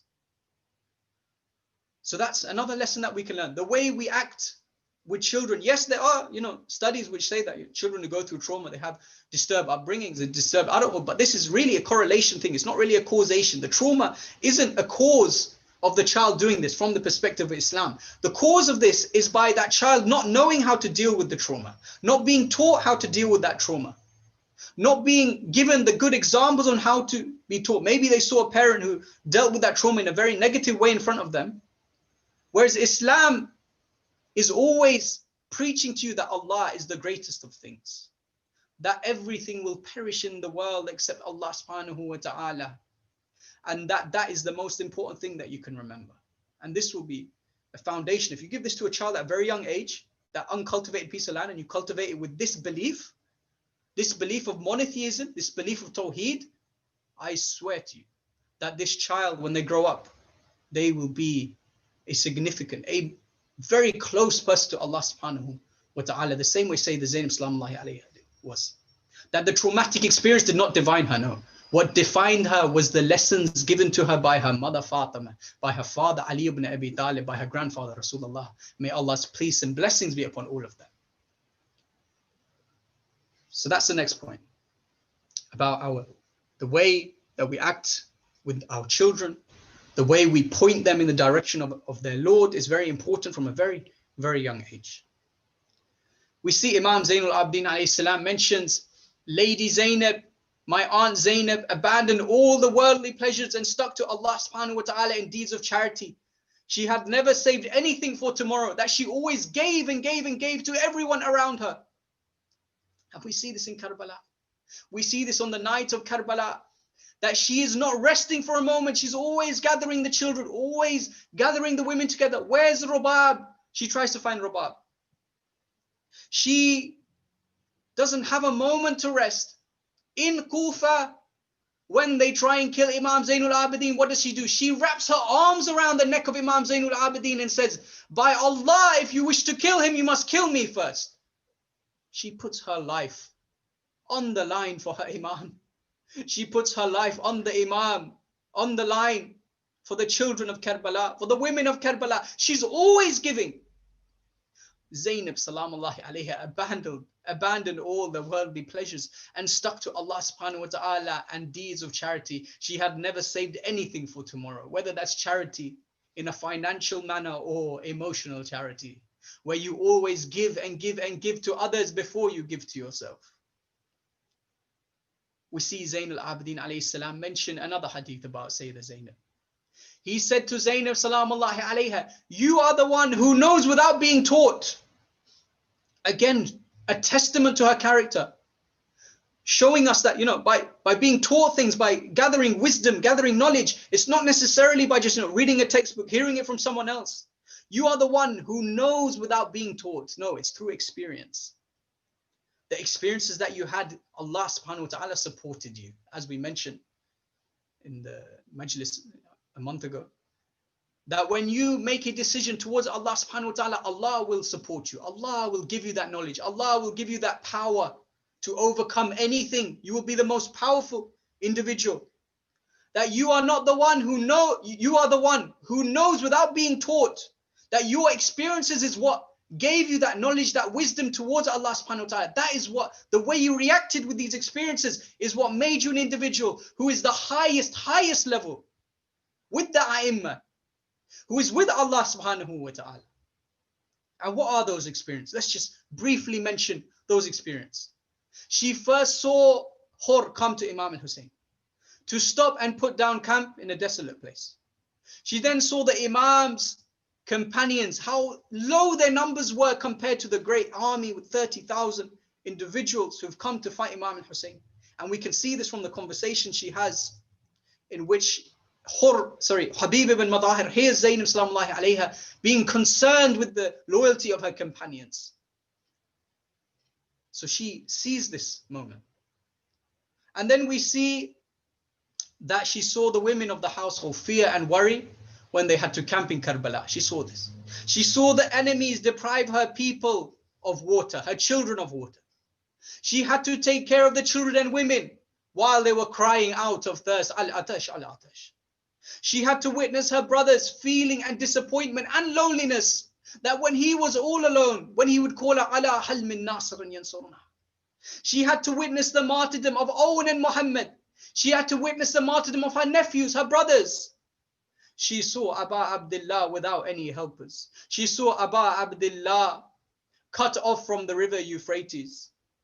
She had to pass the dead members of Ahlul Bayt in Karbala. She had to pass these bodies while not being able to grieve over them. These are the small amount of moments that she saw. She saw her nephew Imam Zayn al-Abidin taken in chains, having stones thrown at him. She saw all of this. Yet what does Zaynab salamullahi alayha say? Allahu Akbar.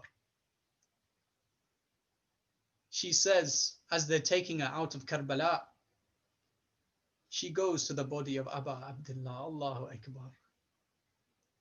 Now, how does she find the body of Aba Abdullah? I don't know. Because the body of Aba Abdullah doesn't have any clothes left on it. The body of Aba Abdullah doesn't have a head on it. So how did she find the body of Aba Abdullah? Maybe one way she found it was the body which had the most amount of arrows inside of it.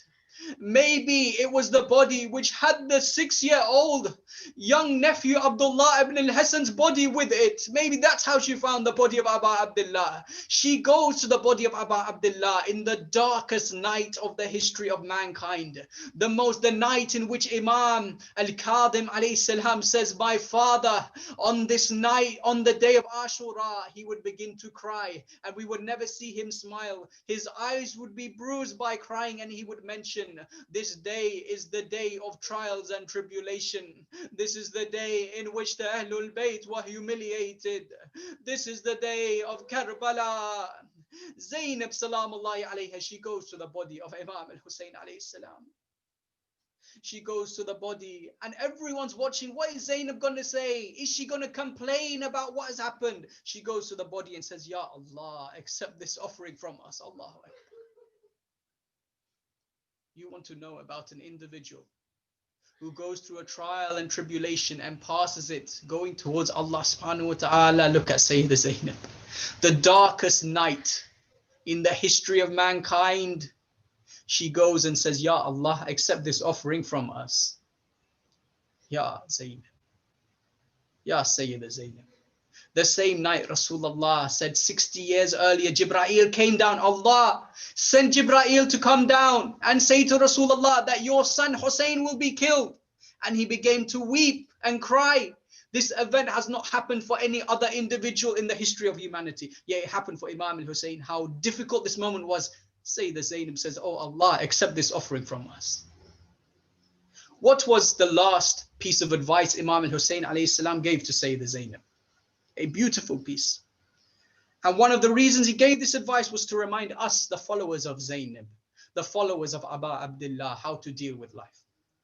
As he's going to go towards his final destination, he says, oh dear sister, after saying, oh sister, bring me my horse. And we hear Zaynab sallallahu alayhi says, which sister brings the horse of death to her brother? Imam Hussain alayhi salam says to her, oh dear sister, fear Allah, console yourself with the solace from Allah, and know that the inhabitants of this earth shall all die, and the inhabitants of the heavens shall not survive forever. Also be it known that to you that everything shall perish except Allah subhanahu wa ta'ala, who has created all the creatures out of his omnipotence, and they all shall return to him. He is single and the only one. My father is better than I. My brother is better than I. And every Muslim must take an example from Rasulullah. Aba Abdullah is giving a beautiful advice to Sayyidah Zaynab that everything will be destroyed in this world. Every inhabitant of the heavens, of the earth will be destroyed at some point. The universe will cease to exist, but Allah subhanahu wa ta'ala will not cease to exist. That when you're going through a moment where you don't know what to pick, or you're going through a trial and tribulation, remember that this is a limited moment. That this time does not last forever. This trial does not last forever. Remember this. And remember, Allah subhanahu wa ta'ala will exist for infinite amount of years. He will always be there. The same way you may think and remind yourself that you may live from maybe 0 years to 100 years, somewhere in this range you may live. However, after you die, what happens to your soul? It lives for very much longer. Before you're born, it lives for very much longer. So this 100 years, let's say the maximum, is just a fraction, a tiny, tiny, tiny fraction of the reality of the universe. So remember this, and remember that our lives are so limited, and that Allah subhanahu wa ta'ala exists over everything, that no one can have any authority over you except Allah subhanahu wa ta'ala. Which is why Imam Zayn al-Abidin alayhi salam says that a human being goes through 3 trials every day they don't even take notice of. One of which is the day which is deducted from his life. The first trial is the very day which is deducted from his life. If it was a loss in his wealth that befell him, he would fall into great distress, losing an investment. Even though the dirham can always be replaced, but the days of his life will never again return to him. Showing us that yesterday is a day I cannot change the past now. I'm 1 day closer to death. Tomorrow I'm another day closer to death. This time period for me to go towards Allah subhanahu wa ta'ala is getting smaller and smaller and smaller until there's no time left. That this is the greatest investment, not the investment of your stocks, which may have gone down 50, 60% yesterday, and you may go through a lot of stress. Who knows? Maybe next week it'll go back up. Maybe it'll go to 0. Who knows? But who cares anyway? Because that's not as important as this time period that you've been given. These 100 years, let's say, is a maximum, which has been given for you to define your period in the next world, the hereafter. It's another thing. To remember Allah subhanahu wa ta'ala is all existing, will always be there. So last year we mentioned the sermon of Damascus, and today inshallah we'll mention just shortly the sermon of Kufa, a few things that she mentioned. Obviously in Damascus it was very different. You know, Yazid had time to celebrate, had time to put all the decorations up, had time to call everyone there, all the governors there, and Zaynab salamullahi alayha, addressed Yazid directly. However, in Kufa, it seems that she addressed the people of Kufa and said, the inhabitants of Kufa. She said, "O people of Kufa, will you be surprised if the sky rains blood? Remember the punishment of the day of judgment, which will be much more severe and much harsher. That is because no one has the power of Allah subhanahu wa ta'ala." Ibn Ziyad sees what's going on. He says, "Who is this lady?" They say, "This is Zaynab bint Ali. This is Sayyida Zaynab."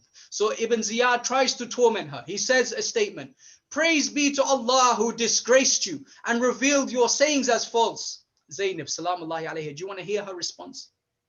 "Praise be to Allah who has honored us with his messenger and purified us with impurity. The one who is disgraced in certainty, the libertine, and the one who lies in the lewd. And we are not such people. Praise be to Allah subhanahu wa ta'ala that Allah kept us on the path of Sirat al-Mustaqim." Ibn Ziyad says, "How do you find the way Allah treated your brother and your family?" Sayyida Zaynab salamullahi alayha, the Maktal says, with a tone full of pride and power, indicating her faith and her submission to Allah, replied, "I saw nothing but beauty. I saw nothing but beauty. They rush towards their graves with honor, but know that Allah will judge between you and them, and He will call you to account. So be worried about the winner at the day of judgment. Yabna marja'na, may your mother be mournful over you." Sayyida Zaynab lectures Ibn Ziyad, saying, "I saw nothing but beauty." The same way I mentioned earlier. When the Quran mentions after hardship there is ease. What is the hardship? What is the ease for Sayyida Zaynab? The hardship and the ease are the same thing. That the highest level of a believer is someone who, when they have ease, when they have a good moment in their life, when it is the same as if they had a trial and tribulation. They appreciate that. She said, "I saw nothing but beauty." This is the ease for Zaynab salamullahi alayhi. They rushed towards their graves with honor. And in Ashura, in Karbala, we saw, did she mourn over her sons, Owen and Muhammad? She didn't mourn over them on the day of Ashura, no. Yet when we see Ali al-Akbar's body come back, and Aba Abdullah says that this life, "Ya bunayya Ali ala dunya ba'dak al-afa." "Oh my sweetheart Ali, this life is not worth living after you." Zaynab comes to distract him and starts hitting her head, saying, "Wa Ali ya wa akbara." And Imam al-Hussain looks at her and says, bring, "Oh ya Shabab Bani Hashim, bring your brother Ali back to the camp." Zaynab mourns for Ali al-Akbar, but doesn't mourn for Owen and Muhammad. Why not, Ya Sayyida Zaynab? Was it because you did not want for a second Aba Abdullah to feel that he made you his younger sister to lose her two sons in his name? Is that the reason why you didn't want him to feel ashamed for a second? Then Ibn Ziyad in Kufa, he goes to Imam Zayn al-Abidin. He says, "Who is this young man? Did we not kill Ali ibn al-Hussain? I have a brother." Imam Zayn al-Abidin says, "I have a brother who is called Ali." He said, "The people killed him." Ibn Ziyad said, "Rather Allah killed him." And then Imam Zayn al-Abidin says, in the Holy Quran, it mentions Allah receives the souls at the time of the death. Yes, Ibn Ziyad says, "How dare you answer me like that? And that will be the last of you to answer me. Take him and kill him." Which Zaynab, as we mentioned, clung towards Imam Zayn al-Abidin, put her arms around Imam Zayn al-Abidin's neck and said, "By Allah, if you were to kill him, you must kill me first." To which Ibn Ziyad says, "I then leave him alone, for I do not want to kill this woman." She saved the Imam. She put the Imam ahead of herself. She put the children ahead of herself. She put the Imam's own children ahead of her own children. This is Zaynab, which Imam Zayn al-Abidin mentions. That Zaynab is the one who was not attached at all to this world. She abandoned all the worldly pleasures and stuck to Allah Almighty. And the deeds of charity, she had never saved anything for tomorrow. This is the definition of Zaynab salamullahi alayha. So inshallah, we will conclude. The few things that we mentioned in this lecture were, firstly, that we were born to be tested. And Zaynab salamullahi alayha was an individual that if you pass these tests, you get more tests. And Zaynab was someone who was tested and tested and tested, so much so until the day of her death, the day of her shahadat, that she was tested until this moment. And that's why she is at the highest level, closest to Allah subhanahu wa ta'ala. The next thing we mentioned, that one of the foundations which allowed her to attain this level was the experience that she received from her mother Fatima, from her father Ali ibn Abi Talib. From her two parents, this is what she received from her parents. We see, and that's why the way we act with our children is very important, to teach them, point them in the direction to Allah subhanahu wa ta'ala. That not necessarily, the trauma that they experience is not necessarily, like you might see some parents saying, I don't want my child to be around this child because they're from a poor family, they might experience trauma.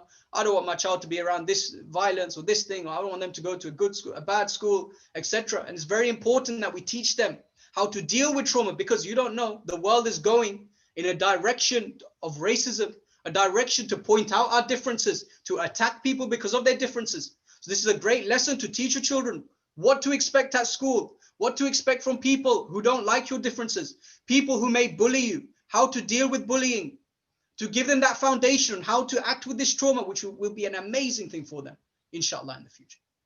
The next thing is our understanding of ease. How we should contemplate what is ease for us. Is ease just to have a break of 1 week and no problems? Is ease to have money coming into our bank account? Or is ease to have a trial from Allah subhanahu wa ta'ala? And remember that Allah loves the one who is trialed. And the last thing I mentioned is our understanding of our obligation to the Imam, the same way Zaynab salamullahi alayha puts the life of the Imams, the life of the children of the Imams, greater than the life of herself and her own children.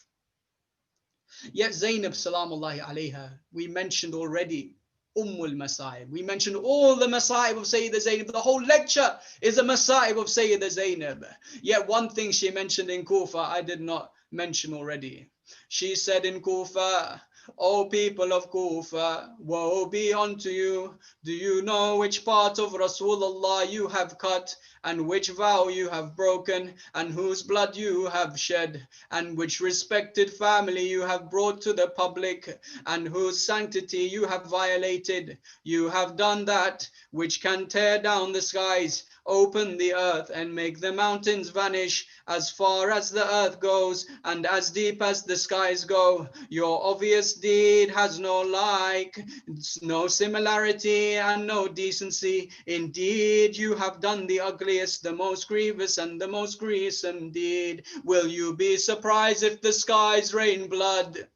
Remember the punishment of the day of judgment, which will be more severe and much harsher. That is because no one has the power of Allah. Allahu Akbar. This was in Kufa. What about Sham? When we come to Sham, Zaynab salamullahi alayha, she looks at Shimar Bandal Joshin. She says to Shimar, oh Shimar, I ask of you to take us into Sham through the back gate, for I don't want people looking at us. Shimar says to her, Wallah, I will take you through the front gate so that everyone can look at you. Allahu Akbar. A man came to them. He threw a stone at the party of Abba Abdullah. They threw a stone at Zaynab salamullahi alayha. Imam Zayn al-Abidin says that when we were in Sham, why does he say, when they ask him what was the most troublesome, the most difficult moment for you, why does he say, Asham, Asham, Asham? He says this because when he was in Asham, he says, my aunt Zaynab, someone poked a spear in her. They started hitting Ruqayya and Sukaina. As I turned around to see what was happening, another man threw boiling water at my turban. Allahu Akbar. As they took the family of Imam Zayn al-Abidin into the palace of Yazid, Yazid had all his governors around him. He looked at one of his governors. He said to him, look at these women, pick whichever one you want to take with you. He looked at Sukaina bint al-Hussain and said, I wish to take that young girl. Sukaina went, she ran and hid behind her cloak of Zaynab. She says, oh Aunt Zaynab, they have killed my father. Was this not enough? Zaynab said, Wallah, ya Yazid, you will never take this child away from me. You will have to kill me before you take this child. Yazid says, how dare you say that? He then says, oh, the one whose grandfather was freed by my grandfather. Another governor looks to Yazid. He says to her, he says to him, oh Yazid, what is she saying? She says, I is she saying that her grandfather was Rasulullah? Allahu Akbar. Yazid says, yes, her grandfather was Rasulullah. This governor was a Christian man. He says, in my village where I come from, we have the hoof of a donkey which belonged to Jesus, and we keep that hoof as the most sacred thing in our village. Yet here is the family of Rasulullah. Is this how you treat your prophet, Ya Yazid? That his great granddaughter, you parade her in public? Allahu Akbar. Yazid, he then orders for him to be executed. He says, who are you? Why are you saying this? We must execute you. He says, if you must, then execute me. For that head of Aba Abdullah, I saw the mother of that head in my dream last night. That mother told me, oh man, you will soon join my son Aba Abdullah. Allahu Akbar. Then we see that Zaynab delivers her sermon in Sham, a monumental sermon which changed the course of history. She says, oh Yazid, whose grandfather was freed by my grandfather, oh the one whose grandmother chewed the flesh of Al-Hamza, do not think, the Quran says, do not think of them as dead, rather they are alive, receiving sustenance from Allah. You may contrive and try however you like, by him who honored us with revelation, the book and prophethood, you cannot achieve our status, nor reach our position, nor can you affect our mention, nor remove from yourself that shame and dishonor that is now your lot because of preparation, excess, and oppression on us. Your word now is weak, and your days are counted. Beware of the day when the announcer will announce, Ala la'natullahi ala qawm al-dhalimin.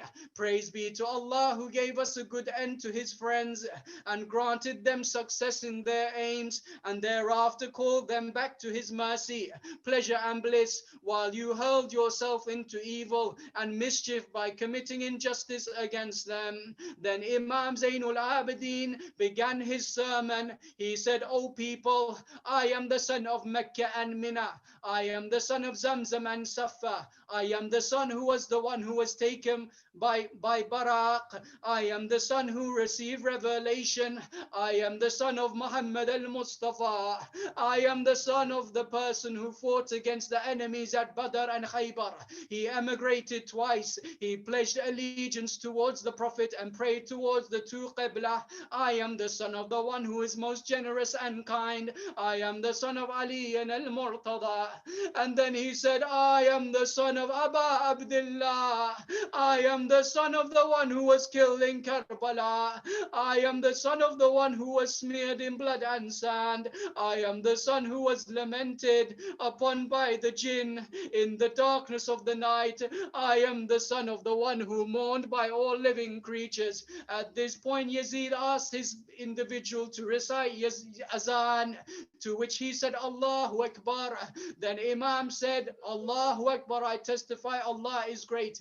Then he said, Ashhadu an la ilaha illallah. The Imam said, by God, every part of my body testifies that there is nothing but Allah, there is no God but Allah. And then he said, Ashhadu anna Muhammadan Rasulullah. At this point, he looked towards Yazid and said, Oh Yazid, is Muhammad your grandfather or is he my grandfather? If you say he is your grandfather, surely you are lying. And if you say he is my grandfather, then why do you have his granddaughters shackled like this? Allahu Akbar. Then they say that Yazid had to let them go. So he said, where do you wish to go? Where do you wish to go? They said, we wish to go back to Medina through Karbala. Allahu Akbar. As they go towards Karbala, we see Ja'far ibn Abdullah al-Ansari is waiting for them. He says, who is approaching? They say, it is Ali ibn al-Hussain, Imam Zayn al-Abidin. He opens the grave of Aba Abdullah. This is the first time he sees Aba Abdullah since he's been killed. So he has a conversation with his father.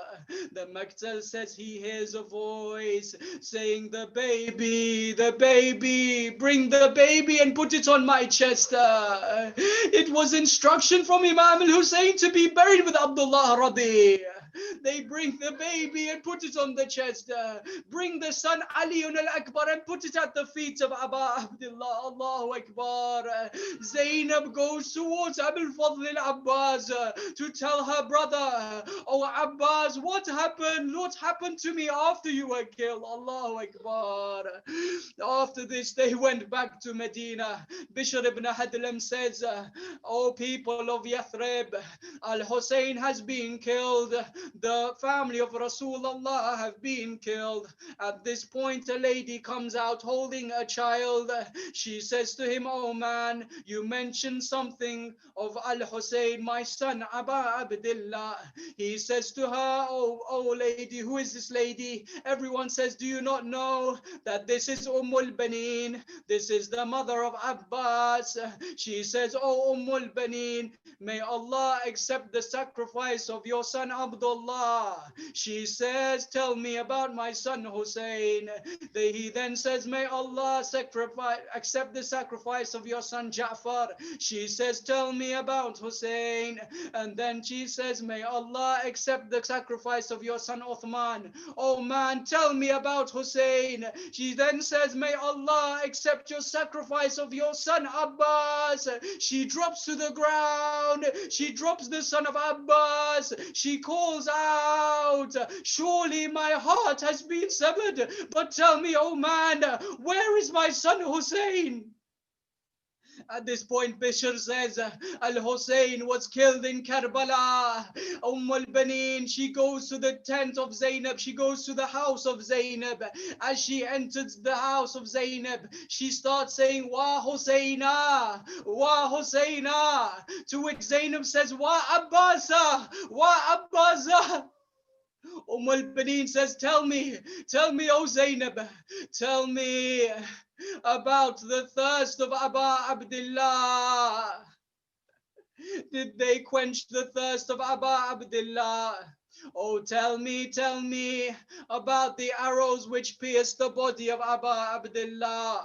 Tell me about the patience of his mother Fatima when Shimr sat on the chest of Aba Abdullah. Zaynab, she couldn't reply. Instead, she said, I will tell you that your son Abbas had arrows in his eyes. I will tell you that Abbas had his right arm severed, and then he had his left arm severed. I will tell you, until his dying breath, Abbas called out, Sayyidina wa Mawlana. I will tell you, Ya al-Baneen, I will tell you that Abbas, his body did not return back to the camp. Why? Because he could not bear to see Sukaina. Allahu Akbar. Wa inna lillahi wa inna ilayhi raji'un. اللهم لأن أول ظالم ظلم حق محمد وآل محمد وآخر تابا له على ذلك. اللهم لأن الأسابة التي جاهدت الحسين وشايعت وبايعت وطابت على قتله. اللهم لأنهم جميعا. صلوات.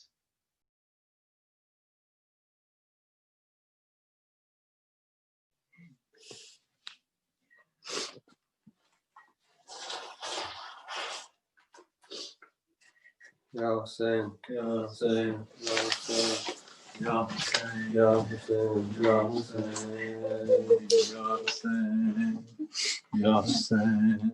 Amma Feza, बता दे मुझको पत्थर क्यों आ रहे हैं अम्मा फिजा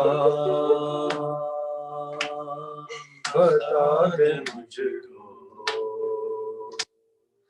पत्थर क्यों आ रहे हैं कैसा है ये चरागा कैसा है ये चरागा दिल डूबे जा रहे हैं क्या शाम आ गया अम्मा फिजा बता दे मुझको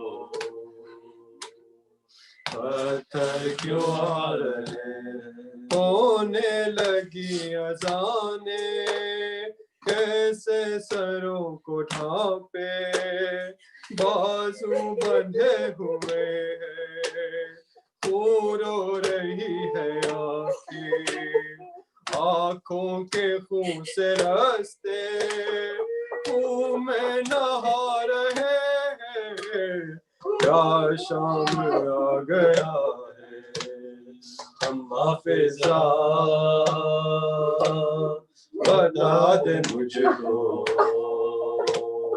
पत्थर क्यों आ रहे सज्जाद का कलेजा सदपाश हो रहा है एक एक जख्म इनका इस गम में रो रहा है ज़ैनब का नाम लेकर आदा बुला रहे हैं क्या शाम आ गया अम्मा फिजा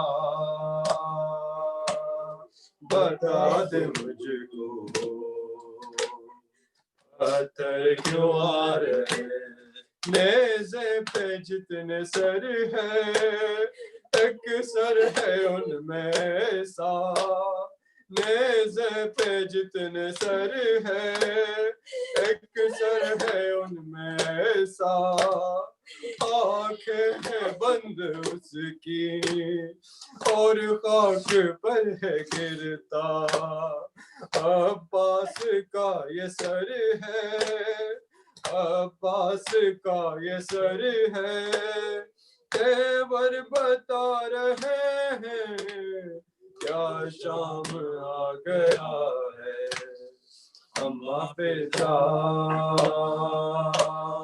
बता दे मुझको पत्थर क्यों आ रहे हैं इतना चले हैं पैदल कांटों पे सारे कैदी थक जाती चलते चलते चलती अगर ज़मीन भी पैरों के आबले भी आंसू बहा रहे हैं क्या शाम आ गया है अम्मा फिजा बता दे मुझको पत्थर क्यों आ रहे हैं लोग किस तरह के हमसे दुआ कराए कैदियों दुआ दो ये दिन ना हम पे आए लेकर दुआए हमसे दिल भी दुखा रहे हैं क्या शाम आ गया है अम्मा फिजा बता दे मुझको पत्थर क्यों आ रहे माओ के गोदियों से लिपटे हुए हैं बच्चे है हाथ रस्सियों में माओ के से छकड़े बच्चे जो गिर रहे हैं वो मरते जा रहे हैं क्या शाम आ गया है अम्मा फिजा बता दे मुझको पत्थर क्यों आ रहे रेहान कैदियों में बरपा था शोर गिरिया पलकों से कर रही थी मातम जो बिन्त ज़हरा सज्जाद नोहा है नोहा सुना रहे हैं क्या शाम आ गया है अम्मा फिजा बता दे मुझको पत्थर क्यों आ रहे हैं अम्मा फिजा बता दे मुझको पत्थर क्यों आ रहे हैं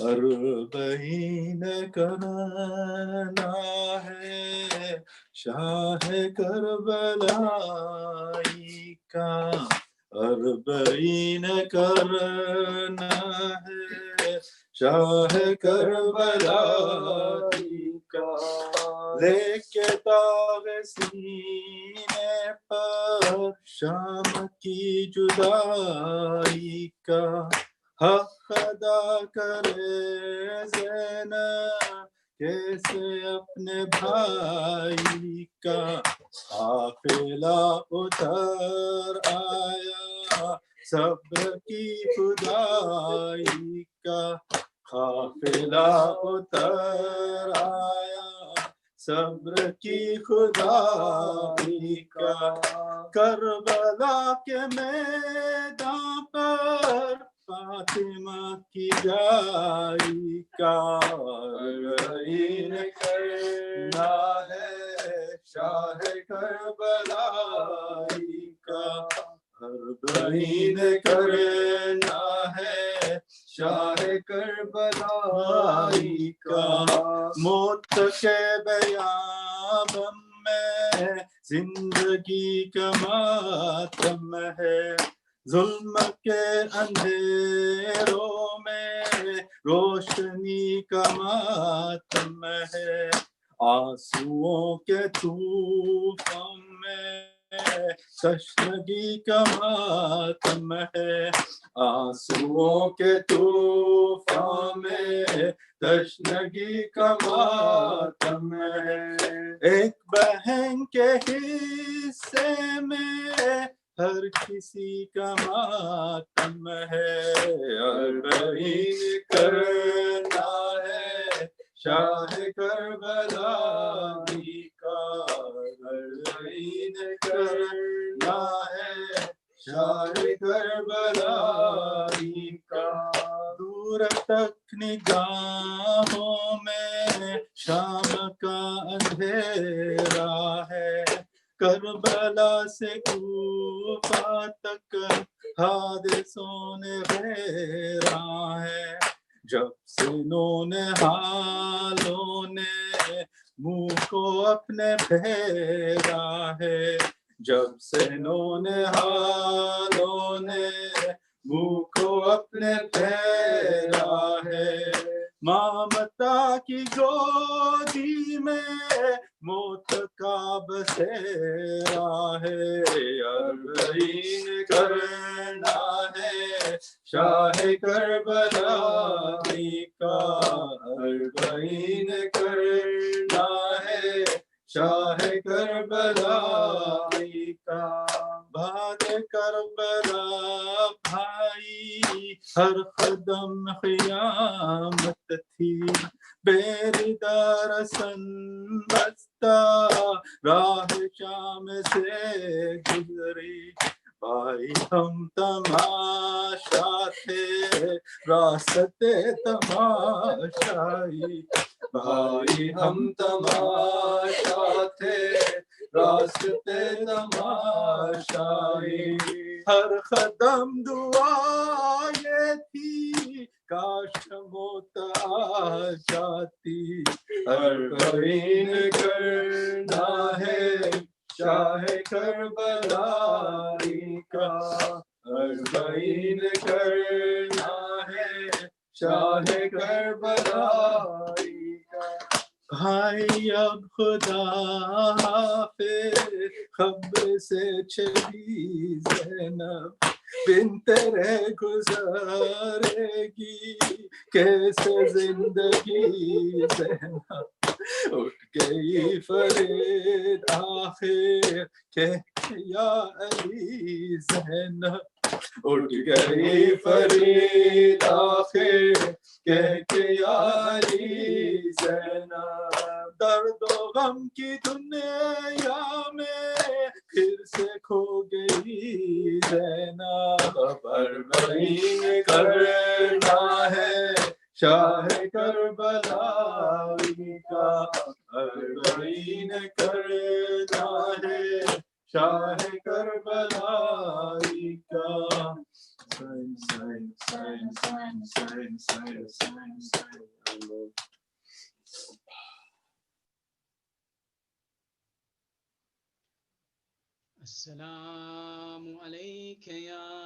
سيدي ومولاي يا أشرف الأنبياء والمرسلين يا حبيب الله العالمين يا رسول الله صلى الله عليك يا أمير المؤمنين يا سيد الوصيين يا علي بن أبي طالب.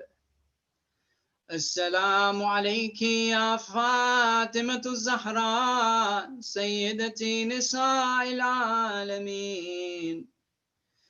السلام عليك يا أبو محمد الحسن بن علي المجتبى.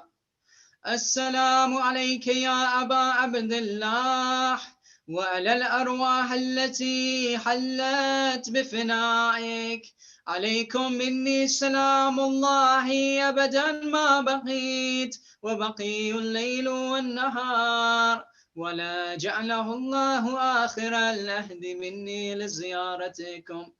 السلام على الحسين وعلى علي بن الحسين وعلى أولاد الحسين وعلى أصحاب الحسين، خصوص سيدي ومولاي يا أبي الفضل العباس بن أمير المؤمنين وهاني بن عروة ومسلم بن عقيل وحبيب بن مظاهر وهر الرياحي.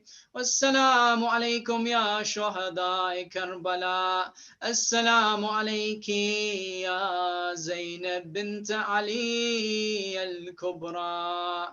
السلام عليك يا علي بن الحسين ومحمد بن علي وجعفر بن محمد وموسى بن جعفر وعلي بن موسى ومحمد بن علي وعلي بن محمد والحسن بن علي وإمام الحجة المهدي. السلام عليك يا صاحب الزمان، الأمان الأمان الأمان. السلام عليك يا شريك القرآن. السلام عليك يا خليفة الرحمن. السلام عليك يا إمام الإنس والجان. أجل الله تعالى فرجا وسهل الله تعالى مخرجا وزهورا. والسلام عليكم ورحمة الله وبركاته. بسم الله الرحمن الرحيم. اللهم كن لوليك الحجة بن الحسن صلواتك عليه وعلى آبائه في هذه الساعة وفي كل ساعة وليا وحافظا وقائدا وناصرا ودليلا وعينا حتى تسكنه أرضك توعا وتمتعه فيها طويلا برحمتك يا أرحم الراحمين. Can we please recite Surah Fatiha firstly in honor of Imam Zayn al-Abidin alayhi salam and Sayyid Zaynab salamullahi alayha. Bismillah ar-Rahman ar-Rahim.